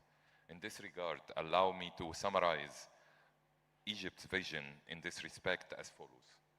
First, climate finance constitutes a cornerstone and foundation for the full implementation of national commitments and contribution as outlined by developing countries, and to the transition to a green economy and addressing climate change issues. International agreements, including the UNFCCC and Paris Agreement, clearly established a direct link between the level of financing provided to developing countries to support their efforts and the level of ambition and national actions. And needless to mention that this does not imply any backsliding from exerting maximum efforts nationally to deliver on ambitious commitment and NDCs, but rather underscores that financing should serve as a key driver and enabler to complement national resources with a clear goal of swift and effective implementation. Secondly, it is essential to deal with the staggering funding gap with a realistic approach and build upon current estimates to enable the implementation of the commitment declared by developing countries, which amount to around $5.6 trillion by 2030. the required investment in renewable energy alone is approximately $1 trillion annually. Likewise, the amount of international funding needed to achieve carbon neutrality amounts to about $4 trillion annually. These are the estimates required to implement the scientific recommendation to maintain the 1.5-degree target. Thirdly, this volume of financing underscores the need for a significant overhaul of international financial institutions and multilateral developing banks in alignment with the objective laid out in Sharm el-Sheikh implementation plan. This restructuring should be driven by 3 core goals: additionality, through increasing climate financing levels without impacting the funding already designated for sustainable development and poverty eradication; accessibility, through facilitating access to climate finance by developing countries without stringent conditions and other obstacles; and right finance instruments, through offering concessional financing instruments and removing, as His Excellency President Ruto mentioned, and removing the unfair and unbalanced rate posed on developing and African countries, including the surcharge imposed by some multilateral development banks. Such a reform should also consider the constraints posed on by debt, limited resources for adaptation efforts, the escalating cost of financing due to the interest rate surges, and the collateral requirements to entice global investment. In a sense, this approach aims to prevent the deepening of the debt crisis in the developing world and the African continent. Fourthly, there is a need to transform the challenges of debt into an opportunity for innovative financing mechanism. This includes effective mechanism for debt for climate swap, redirecting financing towards developmental and environmental projects, as well as a review of international financial institutions' policies regarding restrictions and fees on loans to developing countries. In this context, we welcome the Bridge Town initiative as a step forward in facilitating financing for developing countries facing the impact of climate change. I would like further highlight Egypt initiatives in partnership with the Economic Commission of Africa on Sustainable Debt Coalition, endorsed by African Ministers of Finance, which aim at decreasing the cost of green financing. Those initiatives contribute to the reform of the international financial architecture. We already have the support of more than 22 African countries for the Sustainable Debt Coalition and call for all African countries to join these initiatives. Lastly, it is crucial to explore innovative financing tools, including carbon market and certain fees or taxes on specific activities and economic sectors. But in doing so, and in considering such innovative sources, we need to ensure that they are in line with the international agreements and fully considering its socio-economic implications, particularly on our developing countries. At the same time, ensuring that we are refraining from any unilateral actions that might hinder the competitiveness of our African exports or our ability to attract foreign direct investments. I would like, at the end, to state that Egypt firmly believes that raising the level of ambition in the new NDCs without a corresponding increase in appropriate financing and a review of current financing mechanism will not contribute to achieving the desired goal, whether in energy transition, emissions reduction, or adaptation. It is imperative that we witness a clear shift in the policies of multilateral financial institutions and development partners in this regard. Thank you very much. Thank you very much.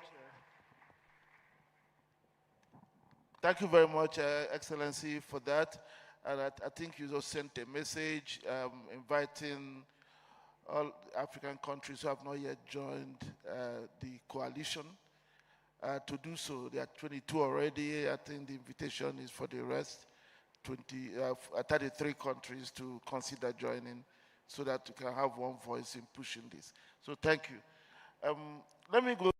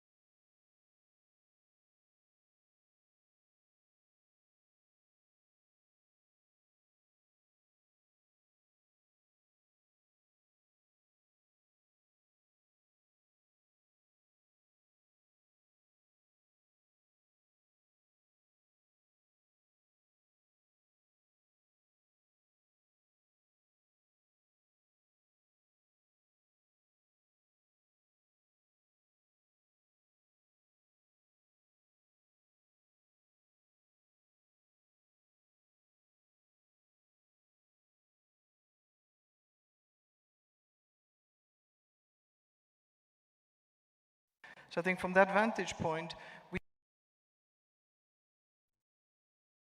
looks like. The big question remains political leadership, political will. And this is where differentiation lies in, because some countries will have to do more and others will have to do less. And some might lie in between. Let me just detail this. We know we need to stand for climate justice, and this needs to be detailed in a more meaningful way so it makes sense to all, that also general audiences in Western Europe or OECD countries actually figure this out from a relative vantage of an advanced economy. We need to consider equity and urgency. Now, I'm very seized with the notion of opportunity because I think it's very big, it's equally important, and it's the only way we can drive this agenda away from being only an existentialist crisis and to keep people along with this flow. Now, the how, that's the what. The how is straightforward, technical support, but it differs per country. It can be high-level technical support, but it needs to be quick, it needs to be available, and it needs to be affordable. And very often it's still costed by the countries themselves. Here, we need to fix that.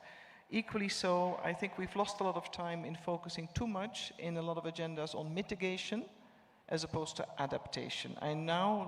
We now know both need to happen, but we need to make up for lost time. When it comes to finance, of course, very often the elephant in the room. I've been a minister for trade and aid. I've worked a long time for the UN. The best ideas fall foul of lack of political will, or affordability and finance. The substance most can agree to. Now, on the MDBs, we really think as shareholders and as partners in this endeavor, the reforms, the capital adequacy framework reforms need to happen now. There's an institutional burden of proof and leadership at the MDBs, as well as the IFIs, as well as the shareholders. I think President Ritu said that as well. We're all in this. We own part of it. We need to make this happen. We also see potential in differentiated pricing, in hybrid capital. It's only a pilot, but let's make the pilots work and scale them up. Too much time is lost in talking about pilots that remain standalone pilots. Secondly, private sector. I've heard a lot in recent years on how the private sector is willing, and I'm fully convinced, yet they need very often the right governance framework, they need to know which partnership they are part of, and they need scalable and callable projects where governments, such as mine, can guarantee the risks. The onus should not be on the developing or highly indebted country to also guarantee the risk. This is where I think we sometimes fail to connect the dots. Now, last but not least, governments. We need to really make serious business out of onward lending of the SDRs. We also need to increase the SDRs. We need to provide the additional finance. Now, as a Minister of Finance, of course, my other hat, I'll tell you, this is not a very popular theme. Everybody nods, yes, very important. No, we agree with Mrs. Kag. But then it's either cost-cutting or it's increase of taxation or other means of financial availability. And this is where domestic audiences suddenly become reticent.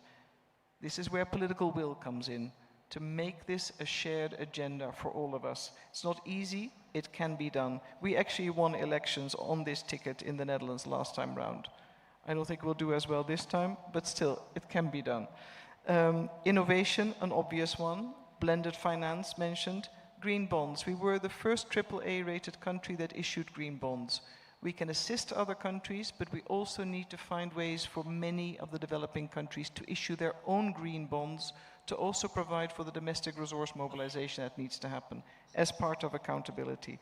The sensitive topic of loss and damage, I look forward to the discussion at the COP28 because I think there's a fair claim that has been put forward. Now the negotiations will see how far we'll go. I think the political symbolism of the discussion is equally important if we talk about equity and a shared agenda. Now, last but not least, carbon tax and carbon pricing. Very, very important. Unless you price it, unless you tax it, it often has little meaning. The only way to change behavior, productivity, the way we produce and consume, particularly at the large emitting countries, is if we price it more and we make that part of a global public good. But that's part of a discussion. Last but not least, together with my friend and colleague, Minister of Finance of Indonesia, I co-chair the Global Coalition of Ministers of Finance for Climate Action. So a 1-second pitch, all Ministers of Finance, if not in the room, join this coalition. Make your budgets work for climate action. This is where the duty and opportunity of care lies. Thank you very much.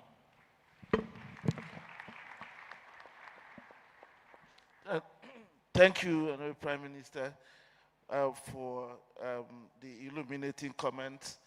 I see there is no actually night and day between what the African leaders are saying and what you've said. Let me now go to Francia, the Vice President. You're from Colombia. From Meru, and then exported to Colombia.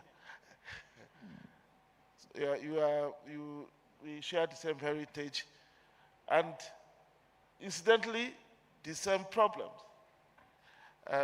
We understand ourselves. We understand the burden we are carrying. We understand the challenges the climate has posed on us.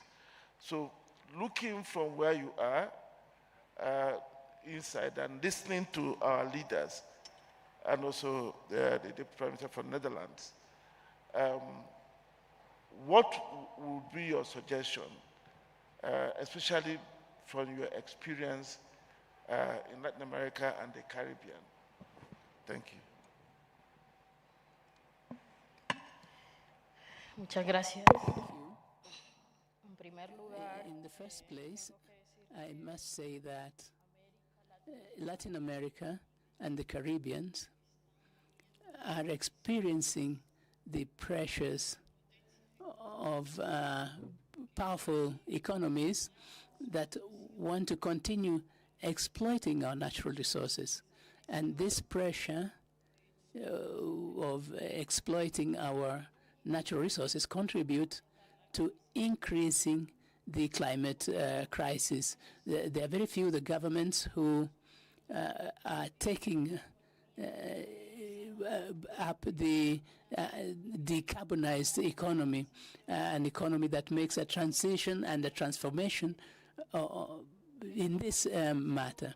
Obviously, in low-income countries, the vulnerable countries, or the middle-income countries like the Latin American countries, this is a great challenge because we have based our economy on extraction. We have based our economy on carbon, to coal.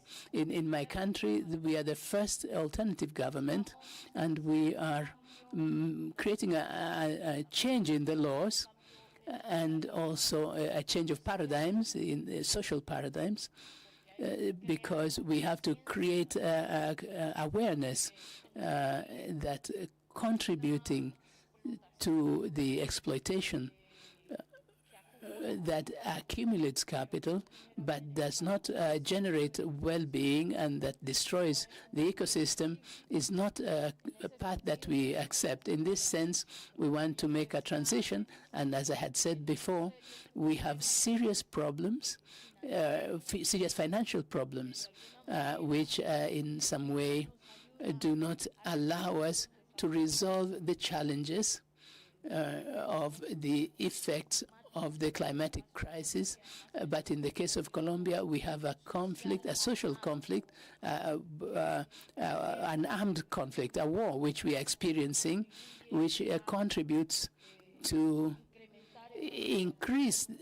exacerbate this situation of vulnerability in our country. And in this sense, I think that we have an increase of the debts with very high interest rates that do not allow that within our country we can have the necessary resources to invest in these proposals for energy transition and actions for mitigation and adaptation to the climate change. This will not change if we continue with the current financial system, as I have said, which has a colonialist point of view. The financial system, the international financial system that we have today is one that does not allow justice, social justice, and neither does it allow for climatic justice. In our countries, the basic needs are not satisfied. So, and there are lots of needs. We are one of the countries where there are the most inequalities in the planet. Sometimes we have to not invest socially in drinking water, in health, in electricity, and connectivity in order to use these resources from the treasury to pay the external debts, which, as I was telling you, has very high interest rates with respect to countries which do not have the same conditions that we have. In this sense, we have spoken about exchange of debt for climate action with new rules, not the same traditional rules, because this problem, which is not a traditional way of carrying out things, we have to innovate with new actions, new rules. The financial system today does not help us to face the challenges of climate change. It's not a system that was created for us, and it's not a just system for our countries. And in this sense, we have come to present a multilateral agreement because this is already a global crisis that requires a global response. And that means that, as we had done during the pandemic, we can do, or maybe in this multilateral agreement, we can do what was done during the pandemic, to issue special rights that can allow the vulnerable countries and the middle-income countries to generate conditions of flexibility in regard to their debts, and to free resources to invest in our lands, in our communities, in our nations. Otherwise, it wouldn't be possible to care for this situation. This is a proposal which President Gustavo Petro has presented to the world, and we agree with President Ruto about the need to reform the financial system. The qualifiers of debt increase the crisis, because in a catastrophic situation of our country,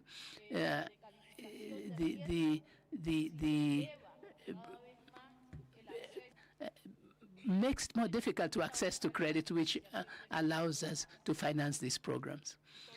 Therefore, we are in a situation of inequality and which has some effects that are higher than those of other countries that are in better economic conditions. And this implies that we have to think that Latin America and the Caribbean and Africa should unite with one voice and to present in a very specific way what we have been doing to reform the financial system so that our countries we can access to better conditions of social and climatic justice.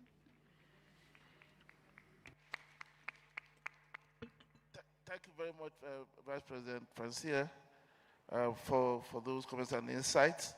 Let me now go to Brother Mo. Mo, I will call you a private sector person, a businessman, and a philanthropist.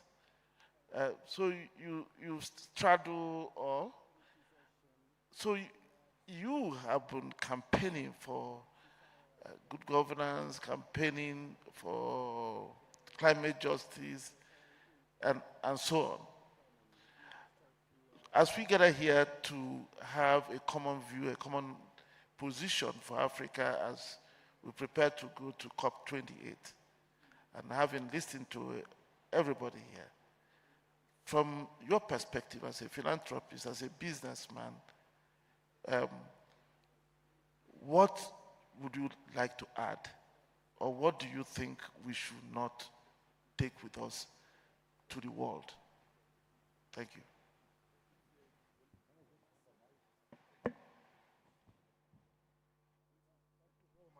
Can you hear me? Okay. I really have 4 points to make. And the first one really is there is a silver bullet to solve this problem.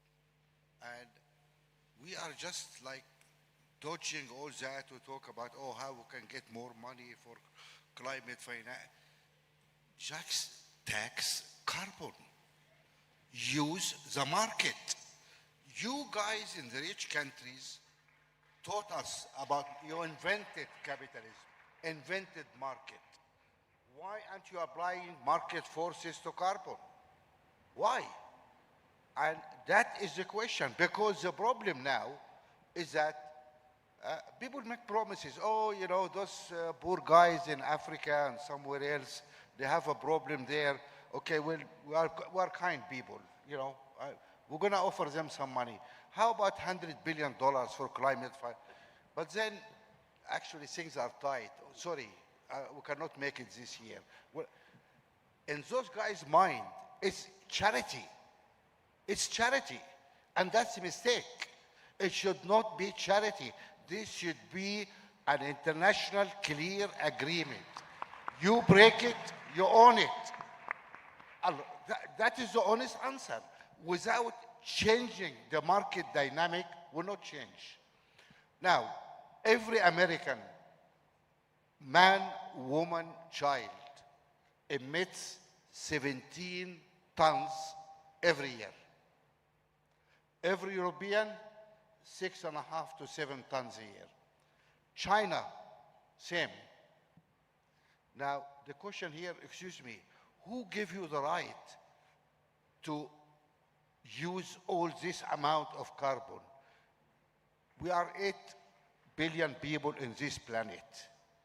Science tells us we cannot emit more than 24 billion tons a year. That's 3 tons per head. 3 tons per head. Who gave the Americans the right to do 17? Who gave the Europeans the right to do 7? Why? You pay for it. If you pay for it, then you change. Then you cannot change behavior unless you pay for it. The only problem is that we do have very few statesmen. We have many politicians, very few statesmen. President Juncker, who is the president of the European Union a few years ago, said something very beautiful, actually. He said, you know what? All of us politicians, we know what to do. But we don't know how to get elected if we do it. And that is a problem. That is a problem. We have a lot of politicians want to be elected, but nothing will happen then. So nothing happens. So we must fight for carbon tax. I love what the Deputy Prime Minister said about that. And the first time I hear a senior European politician say that. Look, soon there's going to be a seat available for the Prime Minister in your country. I hope you get it. Anyway, because that's honorable of you to say that. Those guys are in denial. Who puts all this carbon up there? Who put it up? Own it. You need to own what you break something, you do it. That's the fairest point. Without carbon tax, everything else is charity. It doesn't work. That's one thing. Second thing, we talk about investing in Africa and green investment. We have been talking about investment in Africa for ages, but nobody invests in Africa. Trickle. Simple reason, it is impossible to invest in Africa. If all this rating agency rate you guys as junk, you are sub-grade investment. Who's going to invest here? Most of the money out there, private money, is in pension funds, insurance companies. By law, they cannot invest here. By law. If I'm running an insurance company and I want to put $1 billion, and a lot of those people are nice people, they want to invest in Africa. But they say, look, if I invest $1 billion, I have to put another $1 billion here as a security because I'm sorry, but you are sub-grade. You are not investable grade for me. This system is broken. It has to be sorted out. And this rating agency, they all have one office in South Africa, as if South Africa is Africa, 54 countries. They sit in South Africa and pontificate about all of Africa. Again, those guys act as auditors, and guess what? They sell consultancy for African countries about how to improve their grade. Excuse me? This is a clear conflict of interest. You cannot grade people and you go and say, I offer you consultancy how to improve your grade. Excuse me? People go to prison for that. Anyway, so that is something about the rating agency. It has to be sorted out. Then we come to this multinational. I'm amazed about the lack of governance in the World Bank and the IMF. And, I told Ajay and Kristalina the other day, we were all in Paris for a meeting. I said, you guys, if you're running or your banks are listed in any decent stock exchange, you will have been delisted because your governance sucks. Can you have a listed company? Can you have any bank in the world without senior independent directors? Where are the independent directors in the World Bank? None. It's the shareholders who, major shareholders, hug it. Where is the independent directors? Where is the voice of the other countries? Fine. Major shareholders keep 60%, 70% of the shares. Fine. But let some fresh air in the room. Get some independent directors in the room. Otherwise, your governance sucks. You'll be delisted. Something else gross really happening in this institution. Do you know that this is the only banks in the world where the board sits in the headquarters? They sit in the headquarters with their staff. And I asked Ajay, how you run your business? You are the president of this institution, and you have this board and their staff living on top of you, running around, telling the staff what to do, lobbying for their countries, whatever interest. No, don't give loan to this guy. Hey, you must give that. What is this? This is breach of basics of good governance. Do you know how much it costs the World Bank to keep those guys in residence? Every year, it is over $100 million. Do you know that? $100 million to house the board. And there is stuff every year. Excuse me, what is the job of the World Bank? To eradicate poverty? $100 million every year would have educated 1 million kids in Egypt every year. Why those guys sit there spending $100 million? This is the issue of governance. It has to be addressed. I'll stop here.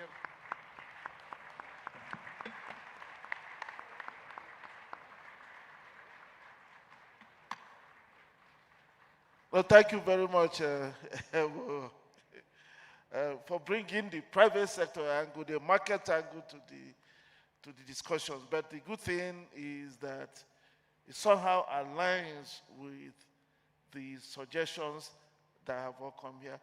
What I get from that, because it helps me to summarize, is that the carbon tax is an agenda that must be taken from here to COP28. And I also agree with it as a banker because you are right. You use tax and subsidies to make sure that you direct certain actions where you want them to go. So I think that's one of the things. And there's also a consensus on reforming the international financial architecture. I don't want to call it architecture. The way the international financial system operates. And that's not just the multilateral. You touched on even the rating agencies. People can also talk about how the stock exchanges operate, if you want to extend it to all those. So I think a comprehensive approach to it is important. And as I agree, that the part of the problem is that the negotiations we have is David and Goliath negotiation. Incidentally, the person we should be telling to do more is the Goliath. And the others are the Lilliput, who really should be treated more fairly. But your voice can't rise to that level.